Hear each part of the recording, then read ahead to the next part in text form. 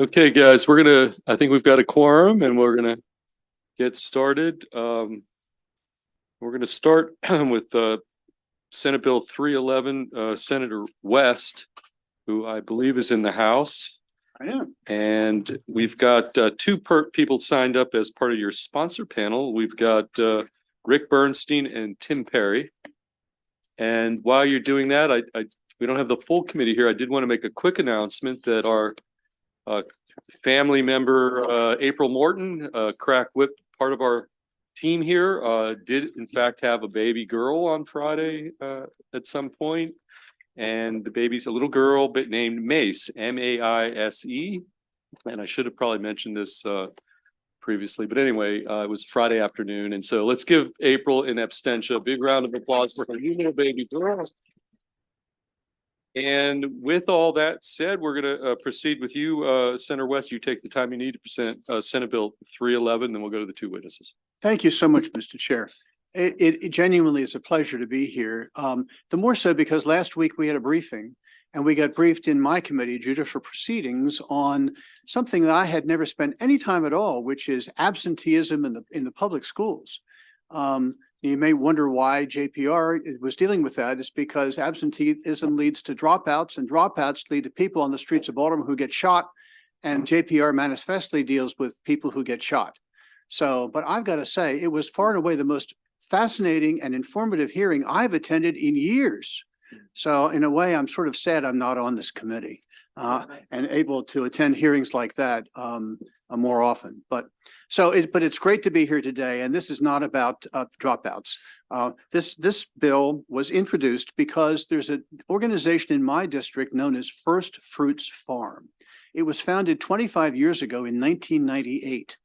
It is a nonprofit Christian ministry dedicated to providing fresh, nutritious food for hungry people through volunteer service and community partnerships. Nearly all the food that First Fruit Farms grows is donated to food pantries, shelters, and mainly the Maryland Food Bank. It is the biggest contributor of food to the Maryland Food Bank. And as you probably know, the Maryland Food Bank feeds enormous numbers, thousands and thousands of hungry people through Central Maryland annually. So during the past 25 years, First Fruits Farm has harvested and distributed just under 25 million pounds of food. They're located in northern Baltimore County on like 270 acres, and they do incredible work. The main partner of First Fruits Farm is the Maryland Food Bank, but also food shelters, churches, food pantries, et cetera, are also beneficiaries of First Fruits Farm's largesse. It literally has transformed the lives of thousands of food insecure families in Central Maryland over the course of the past 25 years. I did my high school term paper on the National Park System. Stephen Mather was the founder of the National Park System and the first director. When he died, plaques were erected in the various national parks saying there will never come an end to the good he's done. And I strongly feel the same thing can be said about Rick and Carol Bernstein. There will never come an end to the good that they have done for the people of Central Maryland. At this stage, the size and complexity of this organization has grown so significant that up until this point, the Bernsteins have largely paid for it themselves out of their own personal financial ability to pay. But we've gotten to the point where they need some help. So the purpose of this bill is to create a fund in the Department of Agriculture funded with $1 million a year, which would make money available as grants to organizations like First Fruits Farm, which now the original bill, which you'll find in your packets, there are qualifications, hurdles to get over in order to get any of the money. You'd have to have at least 250 acres of land. It must be conserved within a land conservation program. It would have to grow between 2 and 3 million pounds of food a year. And the food should be exclusively donated to food banks and other charitable providers at no cost. This past week, I ran into the Secretary of Agriculture, Kevin Addix, at one of those receptions that we all been going to, or some of us have been going to. And Kevin and I started to talk, and he said he loved the bill, but he said it really should be broadened because at the moment, only First Fruits Farm would qualify for the money. So he said, can we reduce the hurdles so that other organizations, farm organizations, could aspire to qualifying for some of the money in this fund? And I said, I'd be happy to work with you. We quickly put together meetings online in which Mr. Bernstein, Tim Perry, Secretary Addix and I, that we were all, and others as well, were on the phone. And we went through the parameters or the hurdles you'd have to surmount in order to get qualified for the money of this bill. And so you will find in your packets, or if you don't have them in your packets, the amendment has been delivered to committee staff today and will be made available to you. An amendment which reduces some of the qualifications to a level that other organizations could aspire to qualifying. So for example, 250 acres has been reduced to 75 acres.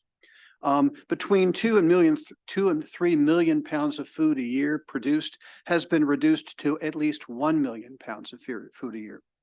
Donates exclusively and entirely to the food pantries and the Maryland Food Bank has been reduced to at least 25% of the produce. So a farm that produces produce, some of which is sold, could dedicate at least 25% of what they produce to nonprofit organizations which make food available to food-challenged families in Central Maryland. So that's the bill, and I think I've described it adequately, as well as the amendment. Now I really wanted to turn things over to Mr. Bernstein and to Rick Perry to supplement my testimony, and then we'll take questions. Okay, so yeah, Great. sounds good. So we'll start with you, Mr. Bernstein, then we'll go, or do you have a sequence? Each of you, do you respect? Ms. Bernstein, you get 2 minutes, and then Ms. Perry, you get I'll 2 be minutes. quick. So, and then we'll take questions. All right. Well, thank you very much for allowing me to be here today and for listening to the presentation of this bill. I want to also thank the state, who in the past year has helped us through some capital grants that allowed us to respond to COVID. We built a distribution center, which has allowed us to serve literally a couple hundred more distribution partners. We began COVID with 36 distribution partners, Maryland Food Bank being the largest, which they've been for many years. As of yesterday, we're up to 216 distribution partners. People are calling every day. The need is enormous. And so we've been trying to find ways, both through the food that we produce and other ways, and through the distribution facility, to take care of as many people as we possibly can throughout Central Maryland. We don't want to say no to anybody. So we really appreciate your considering this. Yes, as the senator said, this started with a small family backyard garden many years ago. We had never had any idea it would ever grow to this. And we've had, some private support, but you can imagine raising money to run, what this year will be well over 250 acres tillable that's all given away. We don't have any revenue other than donations. It's not an easy job. So having the state there to help us from an operating standpoint is enormous. And there are plans for expansion to be able to take care of even more people. Our preliminary plan for this year is to get our production, along with donated produce, up close to 5 million pounds. So we're planning on trying to do more good for people in Central Maryland that need a break. So, and I stop there. Okay, Mr. Perry. Mr. Chairman, members of the committee, Tim Perry, appreciate you listening to us today. I'm not here today in the capacity that you normally hear from me. I'm a volunteer board member at the farm. I was introduced to the farm's work a number of years ago by a mutual friend associated with Mercy Hospital System. And I just really had a true respect and appreciation for the important work that they do, and began to help the farm out on a volunteer basis. And about 2 years ago, they asked me to go on the board, and I think it's an important mission. The one thing I want to say is I'm very aware of the fiscal situation that you all are confronting, particularly in the out years.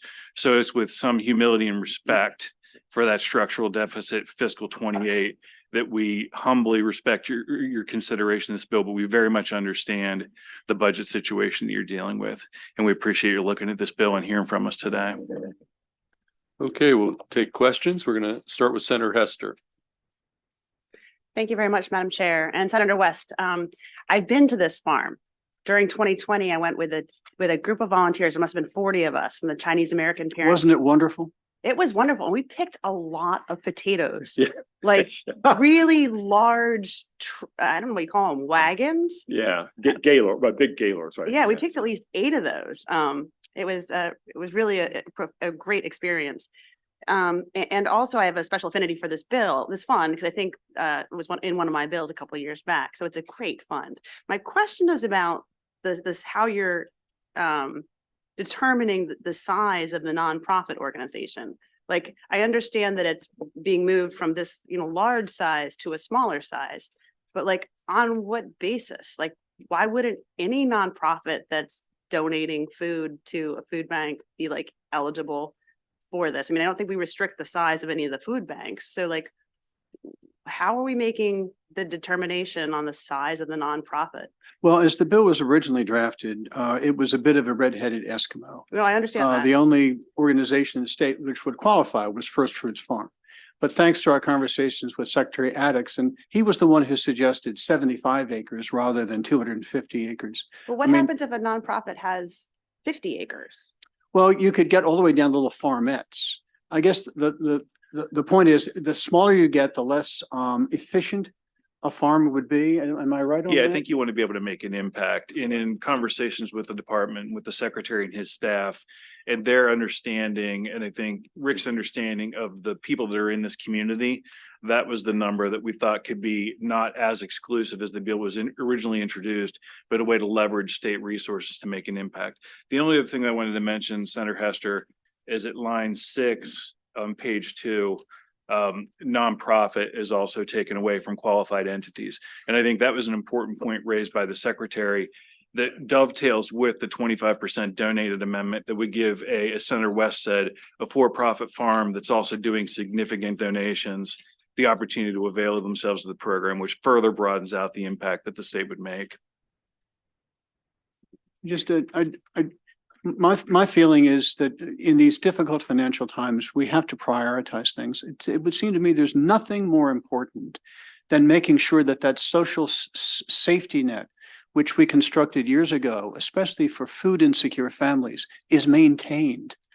And so that we have no hunger here in Central Maryland. And I can't imagine a better way to maintain the system we have to prevent hunger in Central Maryland than to support First Fruits Farm and other like organizations that also want to grow food and donate it to feed hungry people. I agree 100% with the need to prioritize. I also support our small farms and our small nonprofit farms. We happen to have a very small farm in Howard County that is a nonprofit farm that is growing for the Howard County Food Bank. And it seems slightly unfair to not include them in this bill. Well, as I learned years ago, when the bill has been presented, it falls into the hands of the committee. Okay, well, that we can all agree on that. That Yes. bill is in our hands now Right. officially. So Yeah, I can have one thought there, Chris. yeah, go on. Talk into the mic, Ms. Okay, Ritchie. so, We're repeating it. We have encouraged local farmers around us, to deliver, to us surplus produce that they have. And it works providing there's a critical mass of it, right? And it doesn't help to have, 50 pounds of tomatoes for obvious reasons. Also because we want to control the quality and freshness of that. So if we take tons of small, donations, we don't necessarily know, what their lifespan has been. But I understand your suggestion that smaller farms that are doing it the right way can get help. Yeah, no, I get it. Yeah. So, but that was the thinking. So Okay, do we have any additional questions for the sponsor or the two witnesses? Oh, we've got Senator Sally. Yes, as a guest visitor from the Budget Committee. Thank you, Mr. Chairman. I want to thank you for this bill. This is maybe a couple quick questions and maybe a comment. I see that the governor must include 200,000 in the annual. I think it's $1 million. Well, it says right here, the governor must include 200,000 in the annual budget for the Maryland farm. That's existing. That's existing right now? Yeah, that's existing. But it also, okay, that's existing. At the same time, I think if it's possible in ways that you could find out how you can help this mandate of $1 million throughout the out years of 2029. As you stated, it's a problem right now doing the budget and seeing what we're in the middle of. But if there's other ways through nonprofits or other groups that are out there, because I see this firsthand in my district, how the food bank has helped areas like Turner Station and Dundalk. And they've reached out to many communities. So if there's other ways that we can work this out, let's find a way we can do something like this to benefit our communities. I agree, this is a good bill, but thank you, Yeah, Mr. I Chair. think that the private philanthropy that the farm has done over the course of its existence has been fairly extraordinary. Maybe just in a nutshell, talk about the amount of money that you raise from private sources. Yeah, in addition to my own family, I was blessed to have a good career. And I got a chance to meet a lot of people at various foundations and endowments that when I retired early from my tent making job. And so we've been blessed to raise millions of dollars privately. I think what we've realized is as that generation is approaching their 80s, and I'll be 67, that we need to broaden the financial model for the farm for the future. I don't want to burden the next generation that's running the farm with being constantly concerned with fundraising, because we'll miss out on the mission of loving people and taking care of people's needs. So they still have to go out there and raise money, but we want to, it'd be great to have the state be part of that financial model long-term. Okay, any additional questions for the panel? Okay, seeing none, that concludes the bill hearing on Senate Bill 311. And thank you very Senator much. West. Thank you. And we're going to next go to Senator Gallion, Senate Bill 196. And Senator, I've got two witnesses signed up. Jen Nelson and Michael Mason are here, I believe. And so why don't you both come up to the witness stand and join Senator Gallion on Senate Bill 196.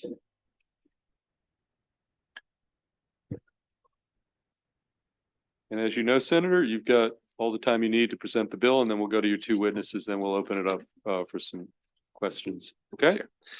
Thank you. Good afternoon, Mr. Chair, Madam Vice Chair, and fellow committee members. For the record, Senator Jason Gallion, representing District 35, to introduce Senate Bill 196, Soil Conservation District Small Ponds Plan Review Fees. For the purpose of this legislation, small ponds is defined as a water impoundment created by a dam or embankment or by digging a pit or dugout. These man-made water bodies are constructed for a variety of purposes, including stormwater management, recreation, and irrigation. Small ponds also meet a specific set of criteria. One, the drainage area to the pond must be less than 640 acres. The height of the pond, measured from the upstream toe to the top of the dam, must be less than 20 feet. And the dam must be a low hazard structure, the failure of which is not likely to cause loss of life or property damage. Currently, authority for the construction of small ponds is granted to Maryland's conservation districts for plan review and approval. As part of the approval process, several conservation districts that did not employ an engineer were able to provide small pond reviews through an MOU with the National Resources Conservation Service, which I'll furthermore call NRCS. I know with the acronyms, so NRCS is what that stands for. Relying on their job approval authority and technical oversight to conduct plan reviews and grant approvals. In January 2021, NRCS issued notice to the conservation districts that they would discontinue their support of small pond reviews in January of 2022, except for small ponds that are included in an agricultural conservation plan. NRCS contends that only small ponds included in conservation plans are in line with their mission and sought to focus resources accordingly. For counties where neither the conservation district nor county government staffed an engineer with expertise on small ponds, a technical service gap was created where there was no local expertise that could provide reviews and approvals. In these counties, small pond reviews are routed to the Maryland Department of Environment's Dam Safety Program for a permit, resulting in significantly longer wait times, over a year in some cases, to receive a permit. Since January 22, when NRCS ceased to provide support for small pond approvals, MDE's Dam Safety Program has worked with the Maryland Association of Soil Conservation Districts and the local conservation districts to clarify the qualifications and process that those districts should use to review and approve plans, and adopted Maryland's small pond approval process policy in August of 2022. which I've included in my written testimony to the committee. At the same time, conservation districts have taken a diversity of measures to address the issue. Some conservation districts already employed an engineer that could address the needs of their communities. Other districts sought to work with their counties to hire an engineer to maintain services and reduce impacts to development timelines. Some districts with lower demand for small pond reviews opted to defer to MDE's dam safety program. In all cases, one barrier common to all the conservation districts is clear authority to charge a fee for service for small pond reviews. If a conservation district seeks to employ an engineer to offer this important service, there is not a clear path to fund that position. Soil conservation districts are currently authorized to recommend a fee system to cover the cost of reviewing, grading, and sediment control plans. This bill would grant those districts the authority to recommend a fee system for small pond review in the same manner. Passage of this legislation will help to address the technical service gap and reduce long wait times that are occurring in some counties. I will let my panel get into more details, but I think it's important to note we do not foresee every soil conservation district using this process, and any fee that is adopted will be used to cover the cost of reviewing the plans and not used to generate any additional revenue. Thank you for your time, and I respectfully ask for a favorable committee report. Okay, thank you, Senator. We'll go to your witnesses. Do you have a preference on who goes first? Tell us who you are, and then again, each of you have 2 minutes.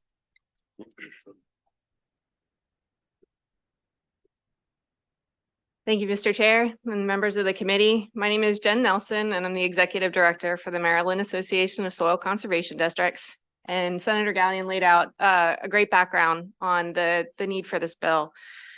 So small pond plan review is one of many important functions that the districts offer in each county. And having the authority for the districts to provide these reviews allows for them to be done in a timely and effective manner at the local level. So while some districts have the capacity to employ an in-house engineer, others had conducted the reviews in-house under the oversight of the NRCS engineer.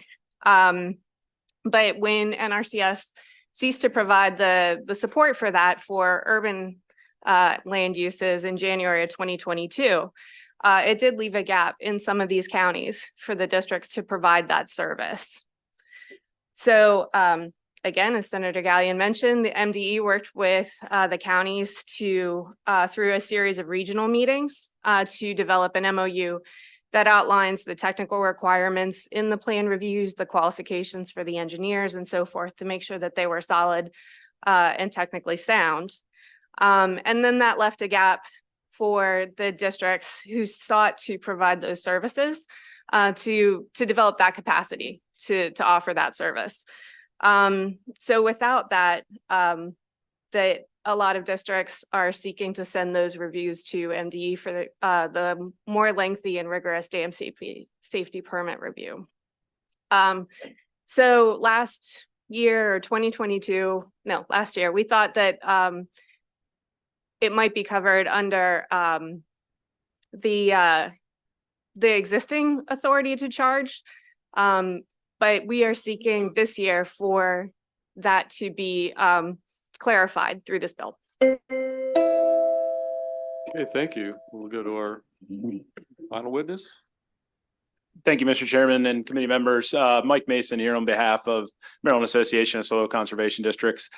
Just kind of give a summation of why we're here today. So as Senator Gallion and Jen had mentioned, we had this gap from NRCS that had kind of ended their MOU with us, saying that this is not part of NRCS's mission and what they're willing to do by providing this technical support. So we had really a service gap across the board, and everyone kind of looked at each other of how are we going to figure this out. So we put together work groups. We had programs with Maryland Department of the Environment, brought all the stakeholders together to figure out what's the best way forward. We've developed comprehensive program and policy behind that. A lot of the counties, larger counties, they have the capacity. Montgomery County has the ability to do this right now. They have an MOU with their county where they're getting funding. The ones that are really caught in the middle are the counties that don't have the funding to do this. And the whole point of this is so that these counties can basically go and hire a PE to review the small pond plans to do a professional engineer, excuse me, Vice Chair, to review these plans to move them forward. So we have been working with MDE on this. They did have a friendly amendment that they came with the definition just to make sure that anybody that's going to the dam safety repair program would still be eligible for any kind of funding that is there. We've been in communication with them through the entire process as well as the Department of Agriculture as well too. This isn't changing any of the regulations or parameters in which these are getting permitted. It's really providing an avenue and resource for folks at the locale. Like I said, a lot of the counties that we have here in Maryland are going to continue to do underneath their memorandum of understanding and continue to move forward with that. So this is kind of just really bridging the gap on that. And we're kind of here, as we said last year, we thought this would fall under the grading and erosion and sediment control plans. Unfortunately, the Attorney General's office said that we need to make a statutory change. So here's where we are with statutory change. So thank you. Okay, thank you. Okay, any questions for the witnesses or the sponsor? Okay, seeing none, that concludes the bill hearing on Senate Bill 196. And we're going to next go to Senator Lewis Young. And we're talking about Senate Bill 193. And we've got a sponsor panel of 3 in-person witnesses and then 1 virtual. So we're going to start with your designated sponsor panel, Kate Brindle, Connor Lampkin, Michelle Waldman, and you 3 can come up to the table, and then we'll pick up Farrell Santa Cruz, who's virtual as part of your sponsor panel after that. But we'll start with the live witnesses. So Senator, floor is yours, and you got the time you need to make your case. Again, Senate Bill 193. Thank you very much, Mr. Chair. This committee may be familiar with this bill. As we heard it last year, a few things have changed since last year. Price of eggs have gone down, but that's not really what this bill is about. I might say I could relate to the metaphoric phrase, which comes first, the chicken or the egg? Clearly, the egg has come first in Maryland for a long time, and that is part of what we're going to talk about today. Basically, I want to go through 3 general topics.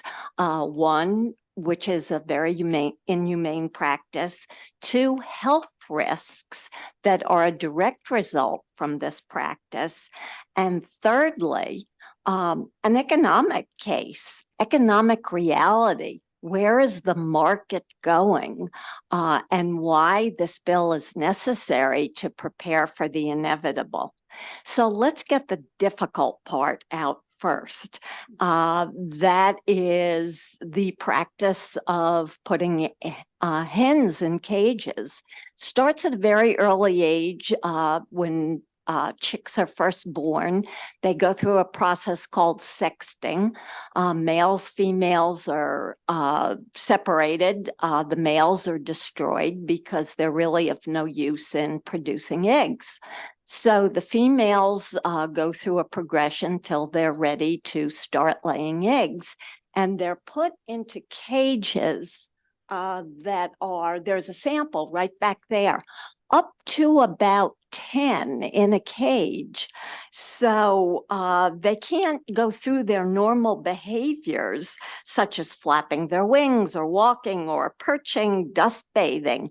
And they even lay eggs actually in the cage where they're defecating, as opposed to nest boxes.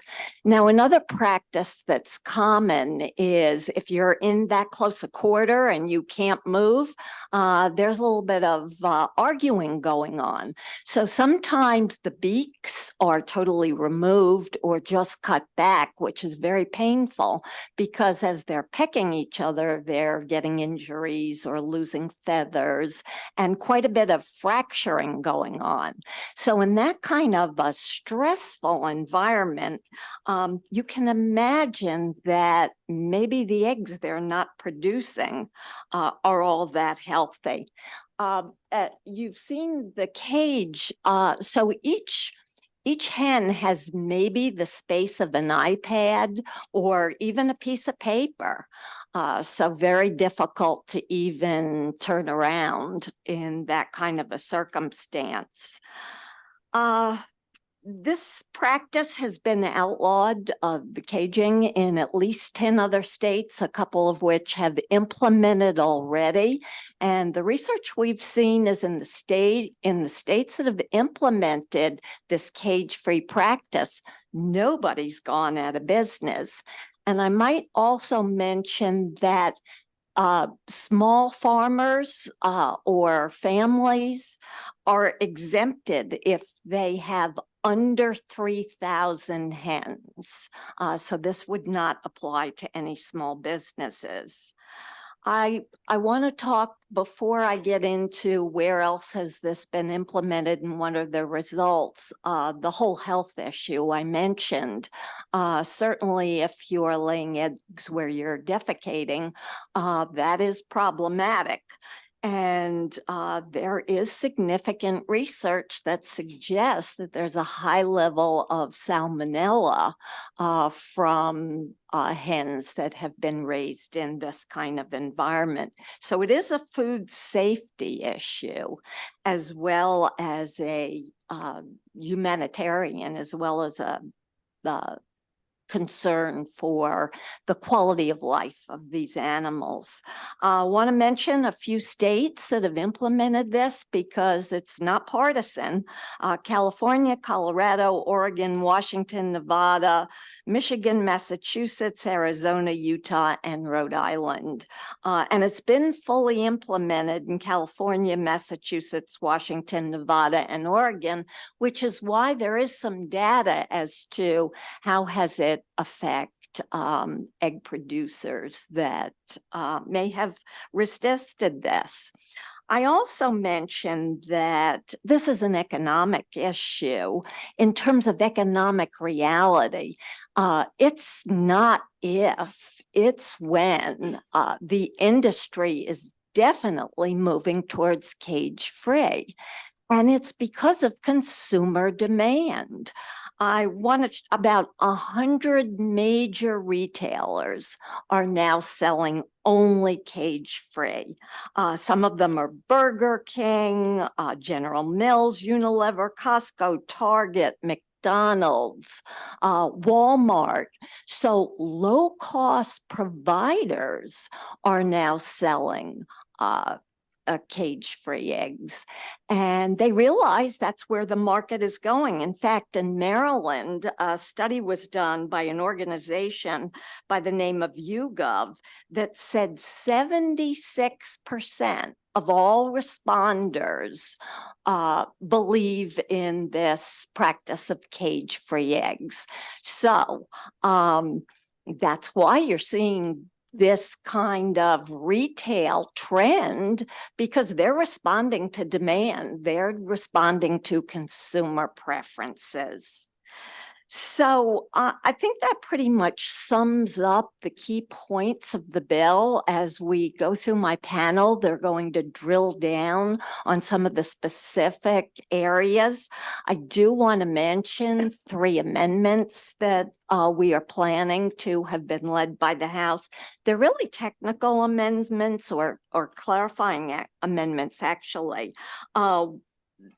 We need further language around the exemption for small producers. We also need to clarify the point of sale, but we also need to clarify the enforcement responsibility, the certification responsibility, because you might notice there's a large fiscal note, and we don't want fiscal notes in this environment.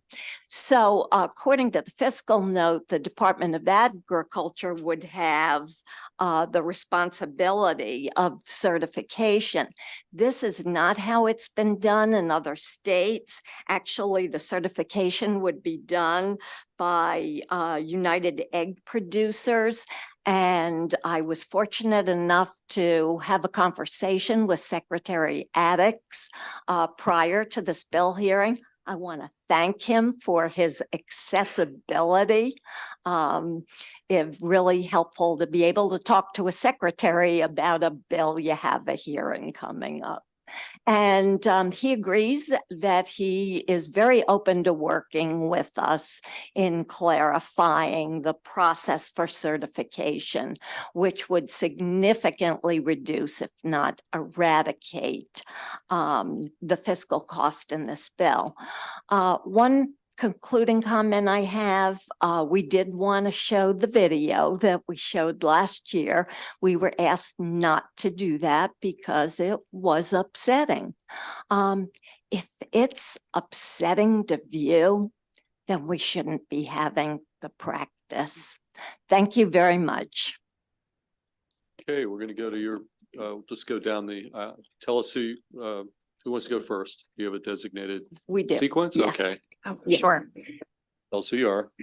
Thank You've you. got 2 minutes. Good afternoon. My name is Kate Brindle. I'm with the Humane Society of the United States, here in strong support of SB 193, which provides modest protections for egg-laying hens and also ensures safer eggs for Maryland families. Thank you to the committee for hearing this important bill and also to Senator Lewis Young for introducing it. Birds suffer immensely in extreme confinement, and caging them also poses problems not only for animal welfare, but for public health as well. The nation's top food safety organization, the Center for Food Safety, has said definitively that cage confinement increases the risk of salmonella contamination compared to cage-free production. And the egg industry's own publication on their magazine cover wrote that salmonella thrives in caged housing. And it's not hard to understand why, as Senator Lewis Young said, hens who are caged so tightly they can barely move, they become stressed and sick and transmit dangerous bacteria like salmonella. And what's important to note about this bill is that it'll make humane, safer eggs more affordable for Maryland families, because what happens now is that grocery stores currently charge an artificial premium for cage-free eggs because they know that some customers will pay more for them. And this artificial premium then creates this two-tiered system where lower income consumers are pushed into buying substandard eggs. But by requiring cage-free as the new baseline, as this bill does, that artificial premium will no longer be applicable, making it easier for all Marylanders to afford safer eggs that accord with their value.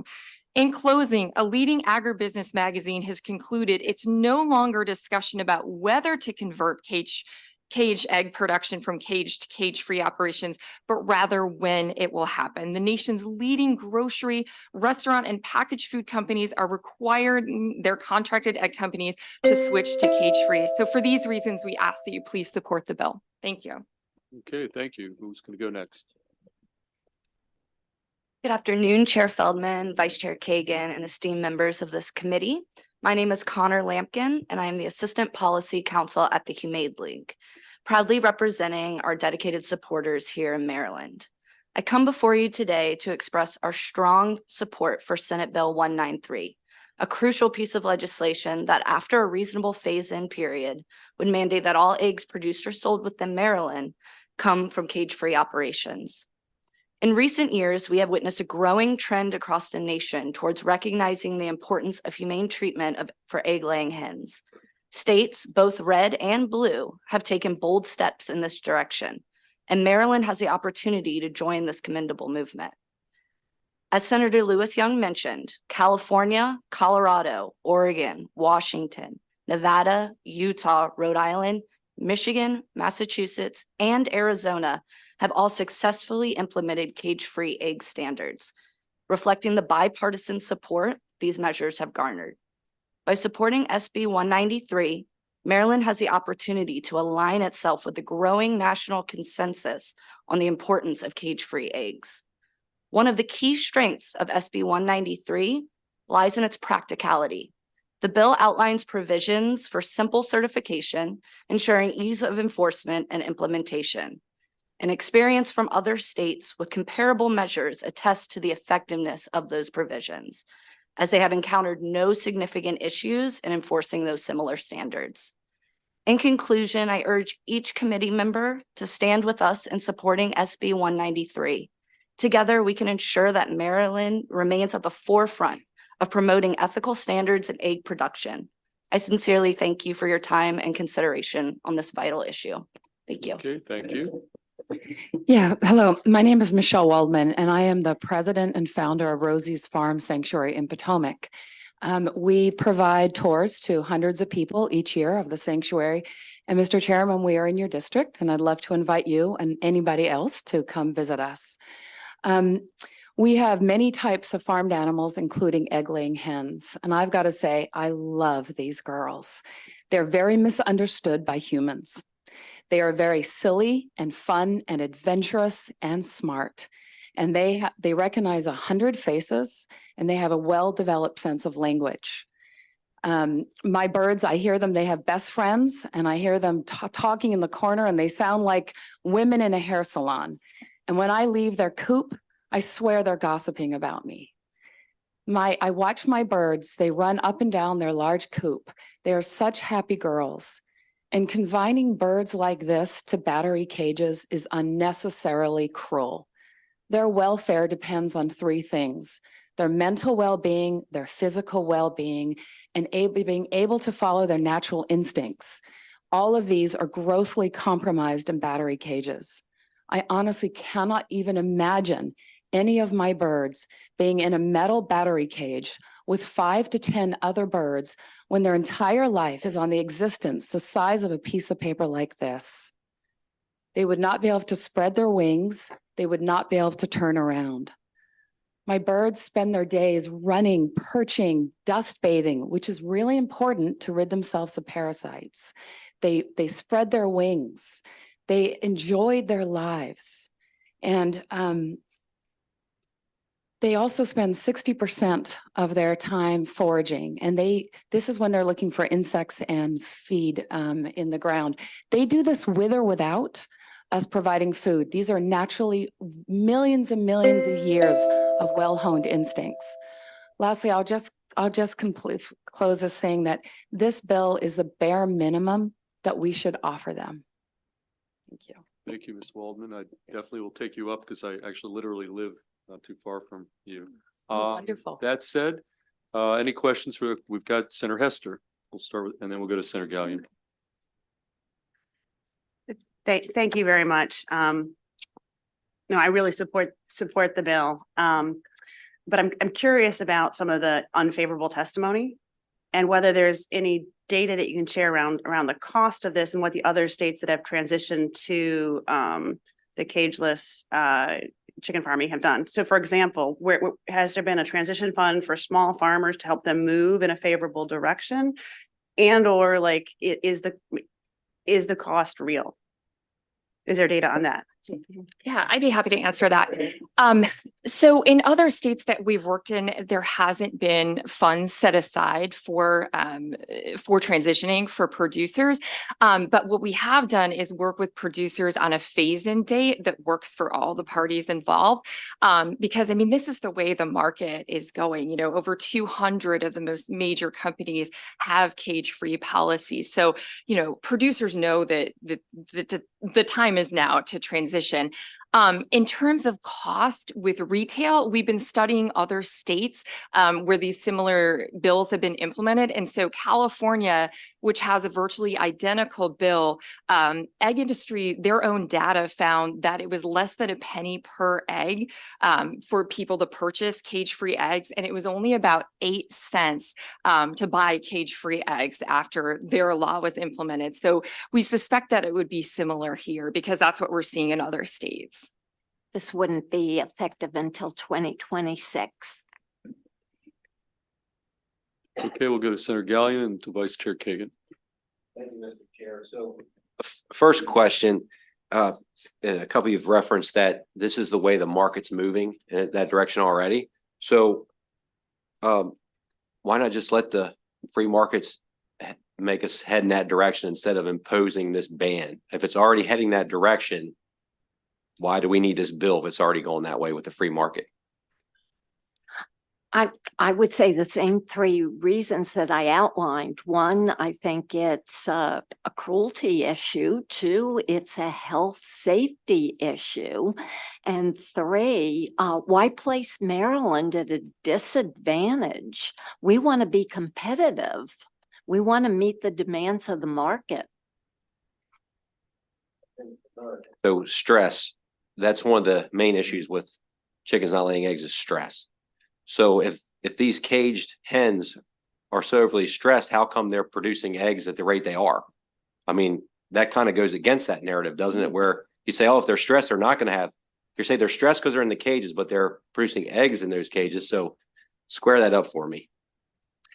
Yeah, it's so I mean the birds are definitely stressed in the cages and they suffer immensely physically. And we actually have one of our virtual witnesses is an animal behavior scientist, and she'll testify a little bit to that as well. But what we're seeing, and not just us, but the Center for Food Safety, which is the top food safety group out there, what they've said is that because of the way the birds are confined, because of this stress, what it does is it weakens their immune system, and then that makes them more susceptible to salmonella and other bacteria. And unfortunately, salmonella, you can't detect that. And so it is possible to purchase eggs at the grocery store that have been produced by a cage hen that have salmonella. And the FDA estimates about 420 people die per year from salmonella. So yeah, just these physical conditions that they're confined in.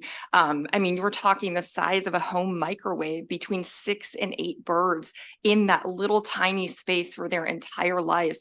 That's what creates the conditions where they're more susceptible to disease. Is there any data saying where there's 420 people that died, what types of eggs they ate, where they came from? Is there those are data that they're from these operations? Or those are general numbers of how many people get salmonella, but there is data, like I said, the Center for Food Safety, even Poultry World Magazine, which is an industry publication, did a study all about how salmonella thrives in cage housing. So even the industry itself is talking about how salmonella is worse in cage facilities than cage-free facilities.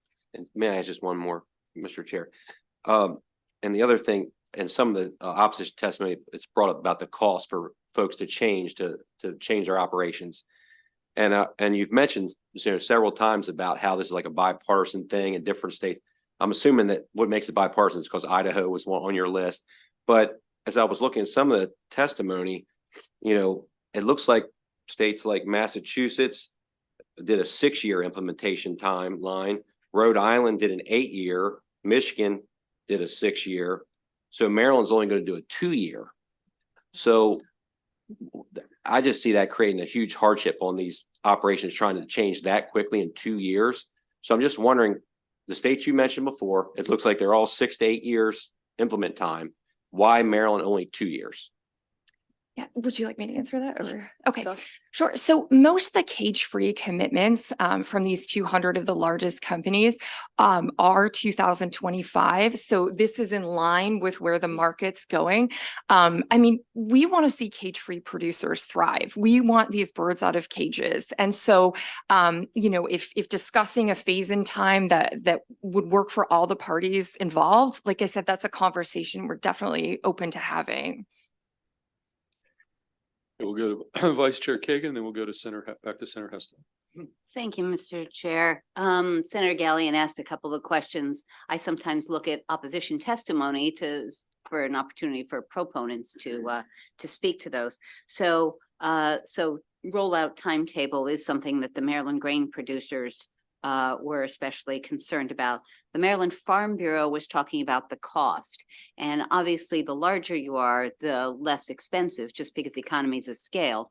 But I was looking at, it looks like you're exempting based on size. So F on page 3, farm owner or operator does not include an owner or operator of a farm that annually produces shell eggs from fewer than 3,000 egg-laying hens. If all shell eggs sold in the state by the farm owner or operator are derived from the 3,000 or fewer egg-laying hens. And just wondering, can you talk about the need to exempt the smaller ones. And I just want to make sure that yes, that is page 3, lines 18 through 21. Why are we letting the little guys off the hook? If we're gonna do these and it's cruel, why aren't we hitting everybody? Yeah, should I take that too? Yeah. Sure. Okay. Yeah, well, a couple of reasons. I mean, one of the reasons that this bill is farmer friendly is just generally is because it provides the regulatory certainty that a lot of producers are looking for. In terms of the exemption, we do want it to be friendly to small family farmers. And that is in line with what the other states are doing. And so that's one of the reasons for the number as well. Okay, Senator Hester. Thank you. So I was just looking at the bill and it doesn't actually prohibit cages. Does it? It allows for larger cages? Or am I reading the bill wrong?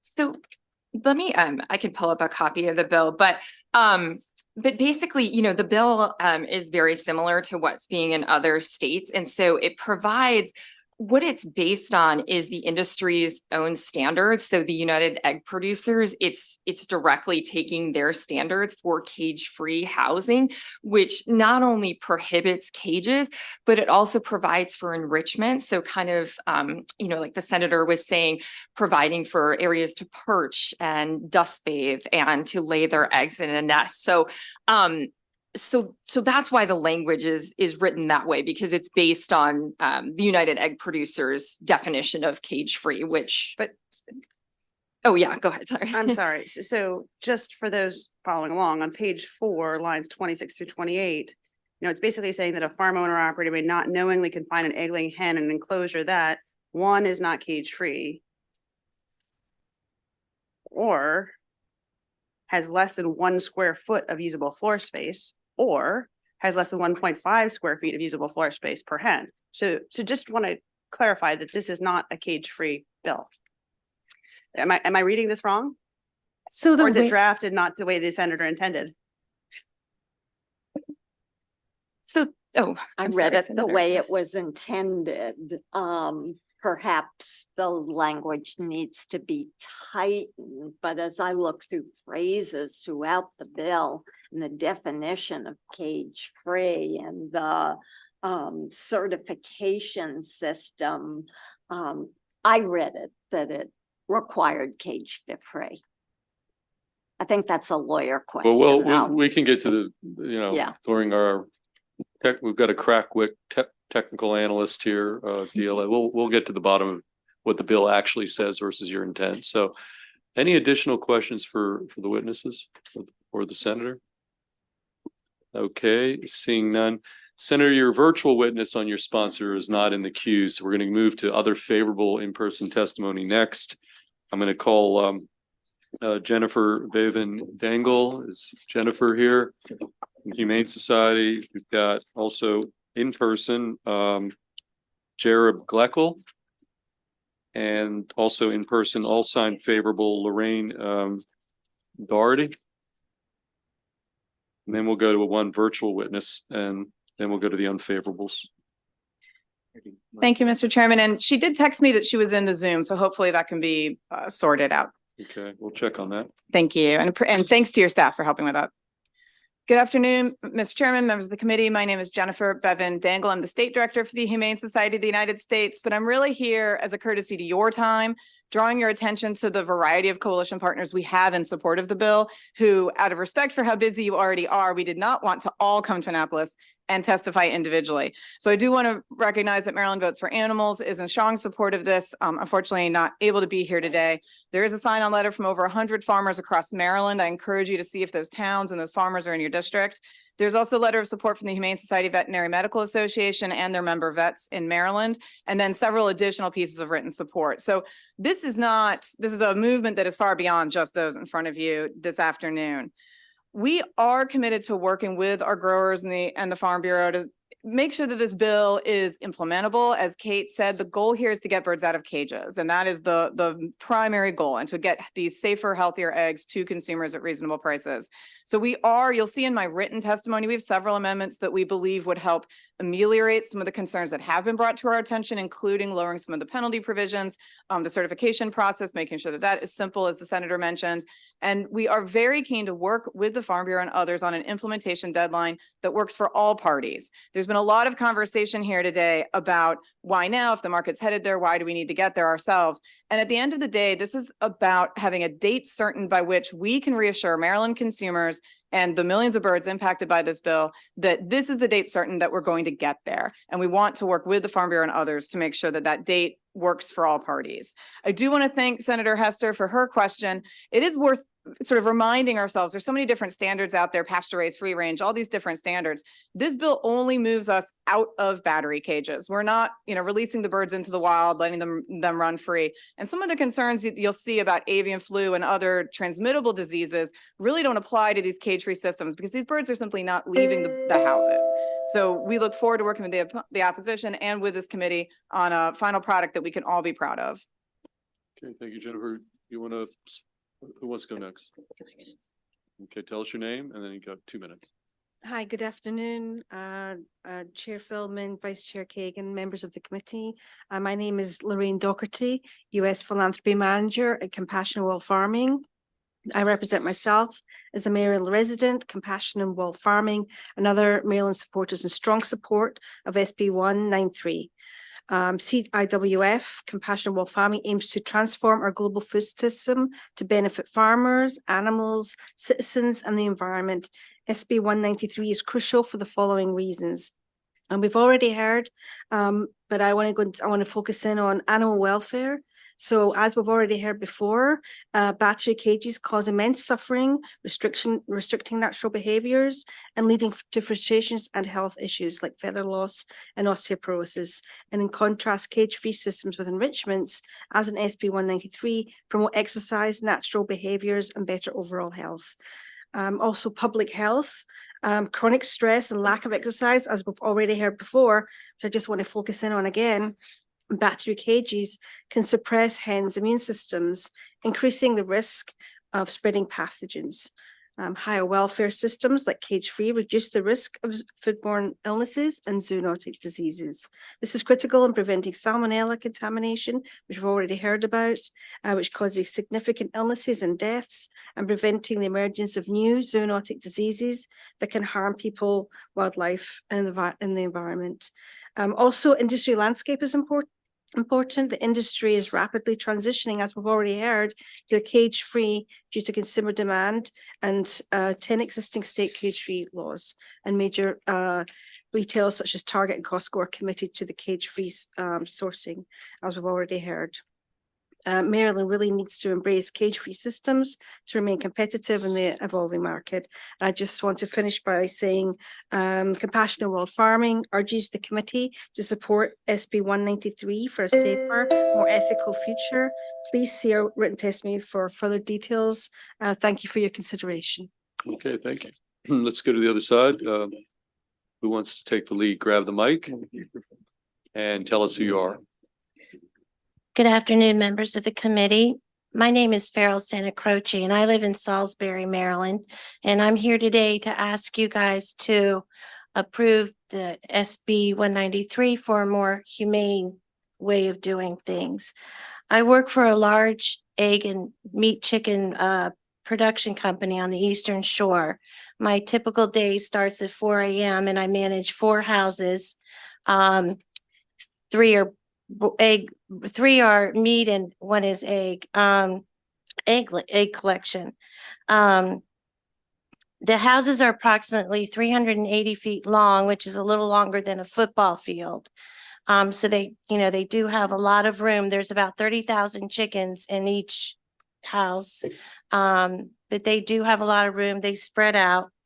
And I'm responsible for the temperature control, the air quality, the feed, the diet, and the collection. So I see both sides of it. I was working in a battery cage house, and now it's converted to free range. One thing that surprises people when they come into the houses is the free range houses, they don't smell. We change the bedding. The bedding is somewhat self-cleaning and it gets changed frequently. So it really doesn't smell as bad as people think. But unfortunately, any type of animal management has mortality in it, and working with the cage-free environment, it's much more easily managed and it's controlled. We get weekly inspections of the health care and comfort of the birds. We get big points when the birds are comfortable and healthy. So I would just ask you today to consider approving the SB 193, favor of more humane and sustainable production. Okay, thank you. Eric, and then we'll take questions from them. Hi. Good afternoon, Mr. Chair, members of the committee. Thank you for all of your work and for allowing me to speak today. My name is Jared Gleckel. I am an attorney with Animal Outlook, which is a nonprofit animal protection organization with a home base here in Tacoma Park, Maryland. I'm here testifying in support of Senate Bill 193 for many of the reasons that you've heard today, for the welfare of the animals and also for public health and safety reasons. I will try not to be redundant. So what I would like to focus on and what I hope I can uniquely offer is a bit of a factual look into the realities of battery cage egg production. Animal Outlook has conducted multiple investigations of battery egg facilities, both in Maryland and elsewhere.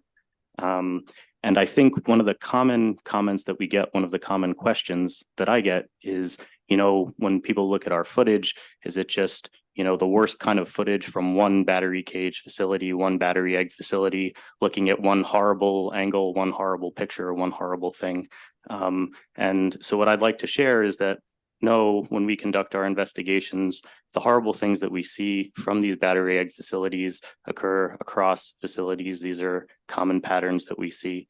So in all of these investigations, we see animals that are struggling to move, to turn around, that don't have freedom of movement. We see animals in the lower rows of cages that are in the detriment of the birds that are above them.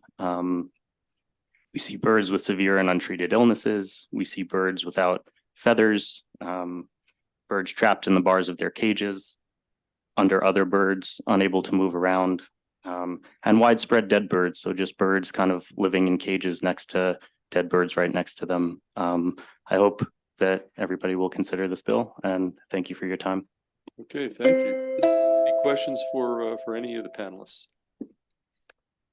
Okay, seeing none. We do have one virtual witness, Sarah Shields, I believe is in the queue, and we're going to pull you up. There you are, Ms. Shields. And so you've got 2 minutes. And you can restate your names for the record, and then you've got 2 minutes to testify. Signed up favorable. Yes. Can you hear me okay? I'm Dr. Sarah Shields. Yes, yeah, no, we hear you. We hear you. Okay. Fine. Chair Feldman, members of the committee, I am an animal behavior scientist. I studied at the University of California in Davis, and I'm now the director of Farm Animal Welfare Science for Humane Society International, where I oversee a team that works in 6 different countries directly with cage-free egg producers. We strongly support SB 193. Animals have deeply ingrained biological drives to express certain types of natural behavior, and this is well documented in the scientific literature. Hens need a perch for roosting at night, they need a nesting area for egg laying, and they need loose litter for foraging and dust bathing. Restriction of movement in cages has real physical consequences for these animals, including bone weakness from lack of exercise and poor plumage condition due to abrasion against the bars of the cages. Animals are built to move, and they suffer if they can't. As the science has advanced and producers have gained more experience with cage-free housing, the few remaining obstacles have been addressed. Hen health and productivity is good in these systems, and mortality is low. The productivity is the same in cage and cage-free systems. It's the same birds, it's the same genetics. They all lay the same number of eggs. And the most recent meta-analysis of hen mortality included over 6,000 flocks and shows that mortality is as low in cages as it ever was. It's as low and cage-free as it ever was in cages. Cage-free hens are no more susceptible to avian influenza or any other zoonotic disease than caged hens. In fact, the conversion from old battery cage facilities to new cage-free facilities is a great opportunity to upgrade biosecurity with facility improvements, which could really help if there are concerns about avian influenza. So in summary, this bill is about progress, about scientific and technical advances in animal housing. Please vote to advance SB 193, and I'm also happy to address the question about stress, if that would be helpful. Thank you very much.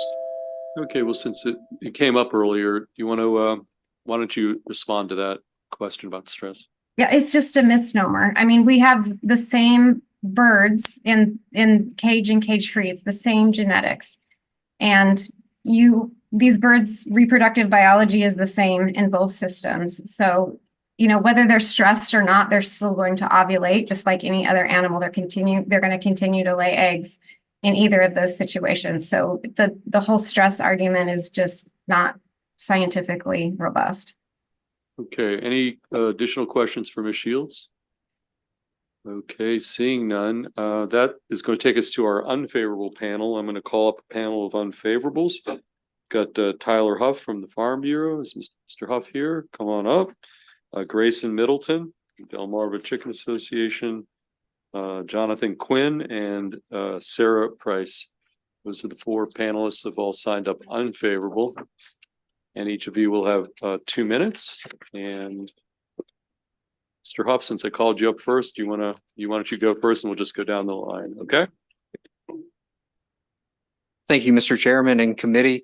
My name is Tyler Huff, and I am the Director of Government Relations for Maryland Farm Bureau. I am here today to speak to you on unfavorable on Senate Bill 193 on behalf of the 9,500 member families of the Maryland Farm Bureau. The economic impact to an existing farm to make these changes to cage-free is a 41% increase in labor costs of production to retrofit the existing barns and a 119% increase in labor costs. By moving to a cage-free operation, the hen mortality rate increases significantly due to more bacterial habitat being introduced in the barn. Also, these farms are contracted with out-of-state companies that will just drop their contracts with those that are currently in Maryland, and that these farms will have to create new demand for their eggs in a market where there is already an oversupply of cage-free eggs. This bill would put egg-laying farms out of business or at a competitive disadvantage in the state of Maryland. State regulations, retailer pledges, and consumer demand have contributed to a rising share of egg-laying hen house in a cage-free system over the past decade. Nonetheless, conversion from conventional to cage-free housing is costly for both egg producers and consumers. As such, there remains uncertainty about the extent on which egg producers will be willing and or able to continue the transition to cage-free housing at a rate that retailers with cage-free provisions can provide. Shell egg producers understand the importance of a retailer demanding and driving the evolution of the market to cage-free. However, several barriers still remain, such as higher costs of labor requirements, challenges obtaining financing to convert and build new facilities, and skepticism that retailer pledges can be met by January of 2026 without significant financial incentives. Maryland Farm Bureau respectfully opposes Senate Bill 193. Thank you. Okay, why don't you pass that on? Sir, tell us your name, 2 minutes. Thank you, Mr. Chairman and members of the committee. My name is Grayson Middleton, and I'm the Government Affairs Manager for Delmarva Chicken Association. We are the 1,600 member trade association on the Eastern Shore of Maryland, the Eastern Shore of Virginia, and Delaware. And we are here today to oppose SB 193. I feel obligated to say from the outset that we do not, as an association, represent the egg-laying industry. That is something separate. We represent the broiler industry.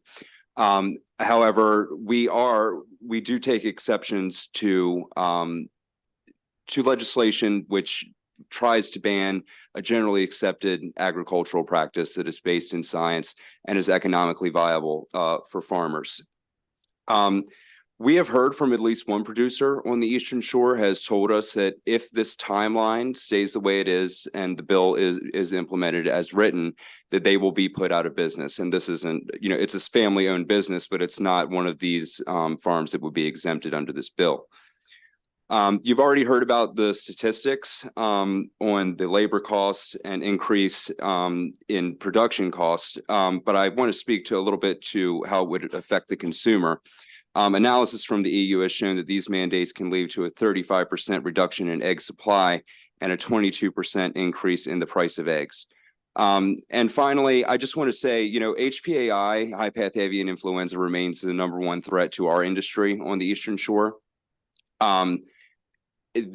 Studies from the EU have demonstrated that when cage-free is implemented, communicable diseases rise, and there must be a disconnect on the facts here. But the studies that I have read have demonstrated that it raises the risk. Again, we hope this legislation fails or is passed down by this committee because it is attempting to fix a problem that isn't there. And with that, we urge an unfavorable report on SB 193. Thank you. Jonathan Quinn. I'm a grain farmer from Kennedyville, Maryland. I'm here to testify against SB 193. Also in a 163 acre farm directly across from a large laying operation on Sassafras Road in Warwick, Maryland, in Cecil County.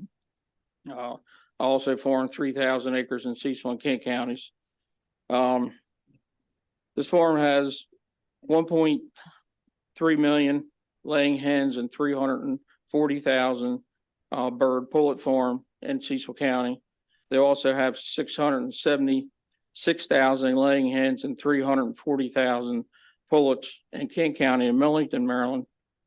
These farms were established in the mid-70s and have been extremely important to the farming community over the years.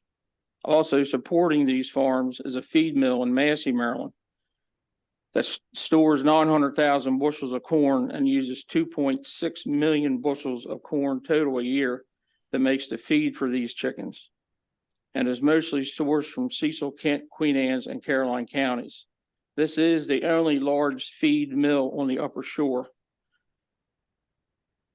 So these farms also generate a supply of organic fertilizer, manure for local farmers for over the years.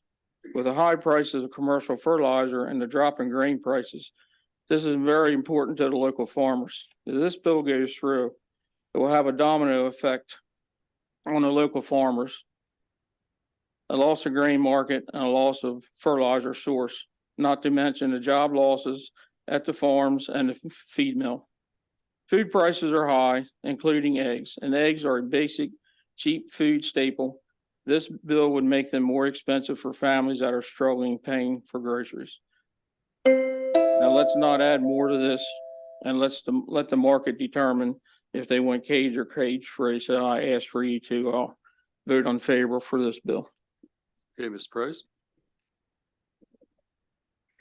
Thank you, Mr. Chair. Good afternoon, honorable members of the committee. My name is Sarah Price, and I'm here on behalf of the Maryland Retailers Alliance. As you might expect, our focus is on the retailer portion of the proposal.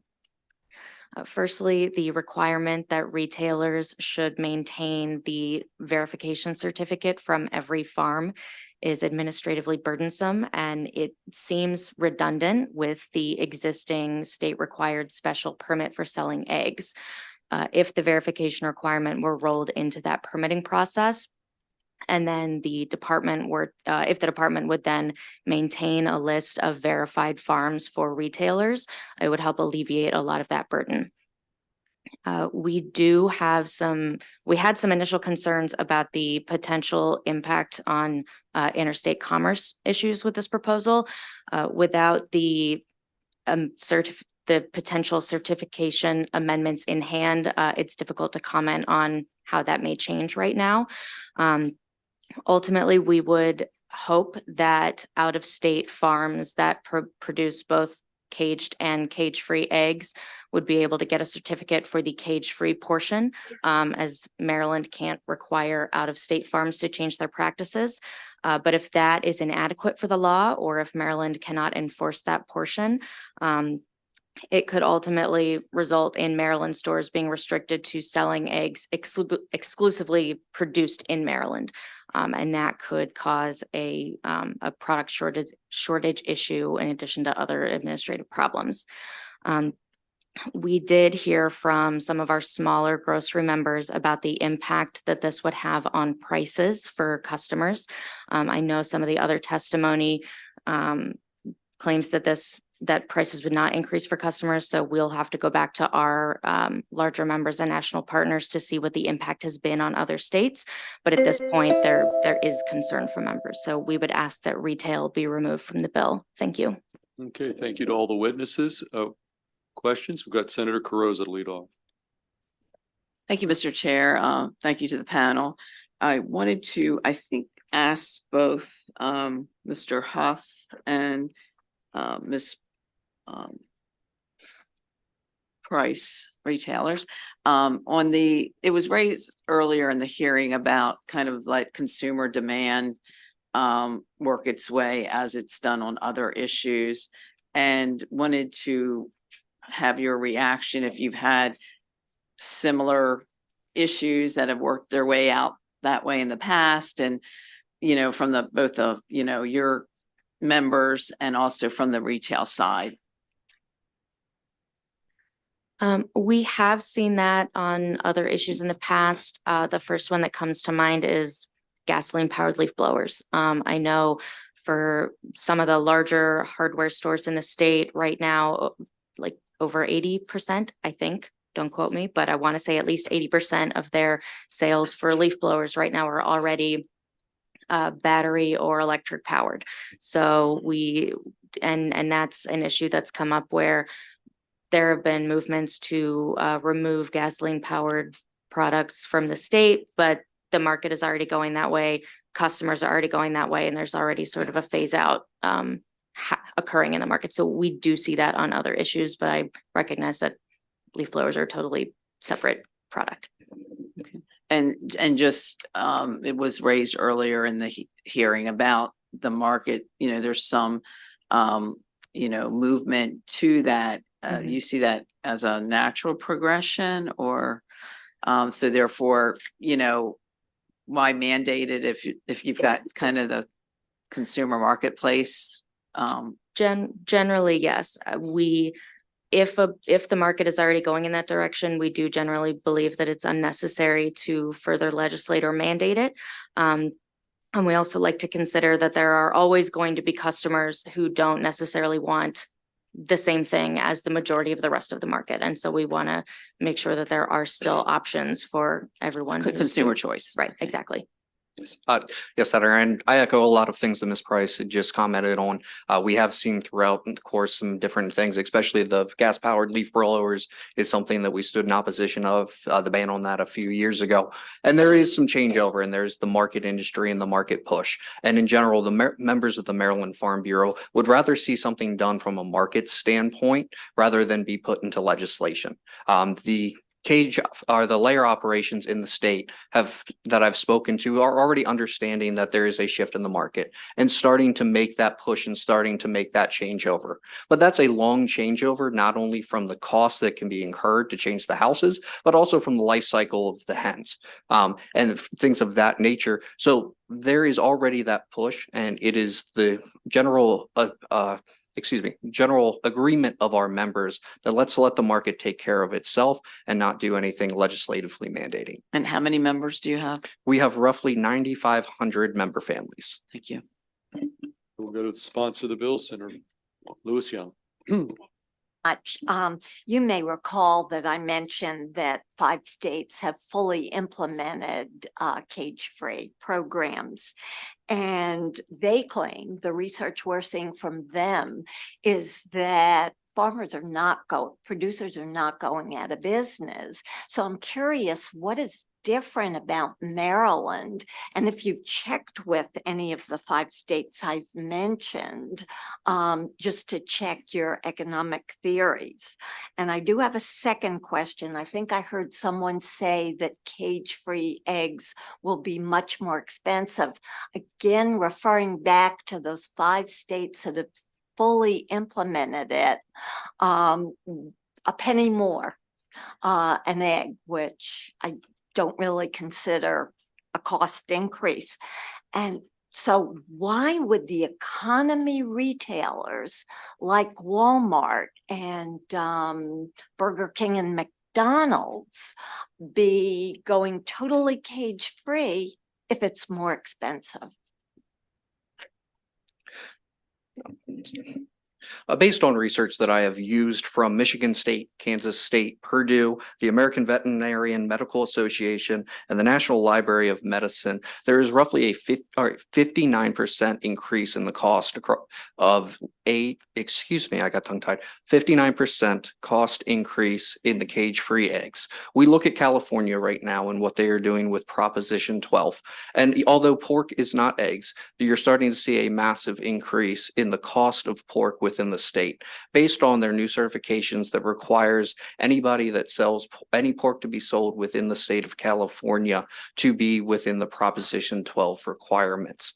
I understand your research. We need to go back and double check because obviously there's some conflicting research along the lines, which normally is. I think that needs to be something that we all double check on and circle back. And I appreciate your question. Okay, Senator Hester. Oh, I had a second. I'm sorry, question. go on. Yeah. Yeah, apologize.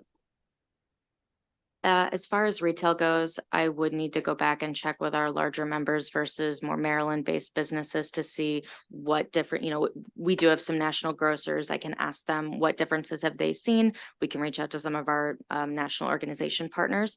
As far as businesses like Burger King and McDonald's, they are likely purchasing an extremely high volume, which can also bring down the cost. So that is something to consider about the price differences for different entities that are making the switch. Okay, we'll go to Senator Hester next. Thank you, Mr. Chair. So I was going to ask the question about cost, and I think it'd be really helpful because I think we're talking about cost to the farmers, which vary in size, and then cost to the consumers, where the market of consumers is different, obviously in size also. And so I'm wondering if both sides could get back to us with like really specific data about the costs, because I think we need to be comparing, apples to apples. My second question was just about the timeline. I mean, it seems like 5 other states have done this successfully. But I also heard that there were longer on-ramps, and I wasn't sure if those were the same like on-ramps for those 5 states or not. Can anybody like circle back and answer that question about how long it's taken? Is it because our bill is for the senator's bill is for 2 years and some of the other states were 5, 6, 7. So can somebody circle back with that answer? Based on what we heard earlier, that some of these other states that have mandated this are a 6-year or longer transition period for these companies. The companies in Maryland that I've spoken to currently are on pace for a 2030 being able to go on their own for a cage-free outlook. So the market is starting to transition, but it is a longer transition period. Okay, Senator Washington. Thank you. And thank you so much for testifying today. These are difficult discussions, and I appreciate you being here. I just want some math. I'm trying to understand the production. I'm not as familiar just with the business. So overall, sort of how many eggs are produced in Maryland? Just if you don't know that right now, but if that would be just how many are we talking about? And are producers of eggs, do they vary in size and staffing? I guess, is that true? Right. Okay. So are there certain producers that produce the majority of the eggs in Maryland? Like what companies, or are they companies, or they like? I would say there are 2 companies that are producing a majority of the eggs, Saunders in Western Maryland and ISE on the Northeast Shore. And are they subsidiaries of any larger companies, or are they Maryland located, I cannot operated, speak owned? for Saunders, but I Mhm. can speak for ISE as a family owned. That is a local company. Okay. And so comparing it to the people that we have today, what's the ratio of the amount that a Saunders or did you say a Western? Saunders is in Western Maryland. Oh. ISE is on the northern eastern shore. Compared to what a producer here, what he produces or what they produce?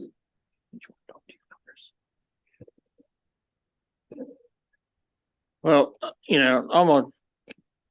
I can't speak for ISE. I mean, I'm a grain farmer that, delivers grain to them and gets, and gets their manure from them. So, that's why I'm here speaking to, the local farmers, what we'll lose with this bill. But, almost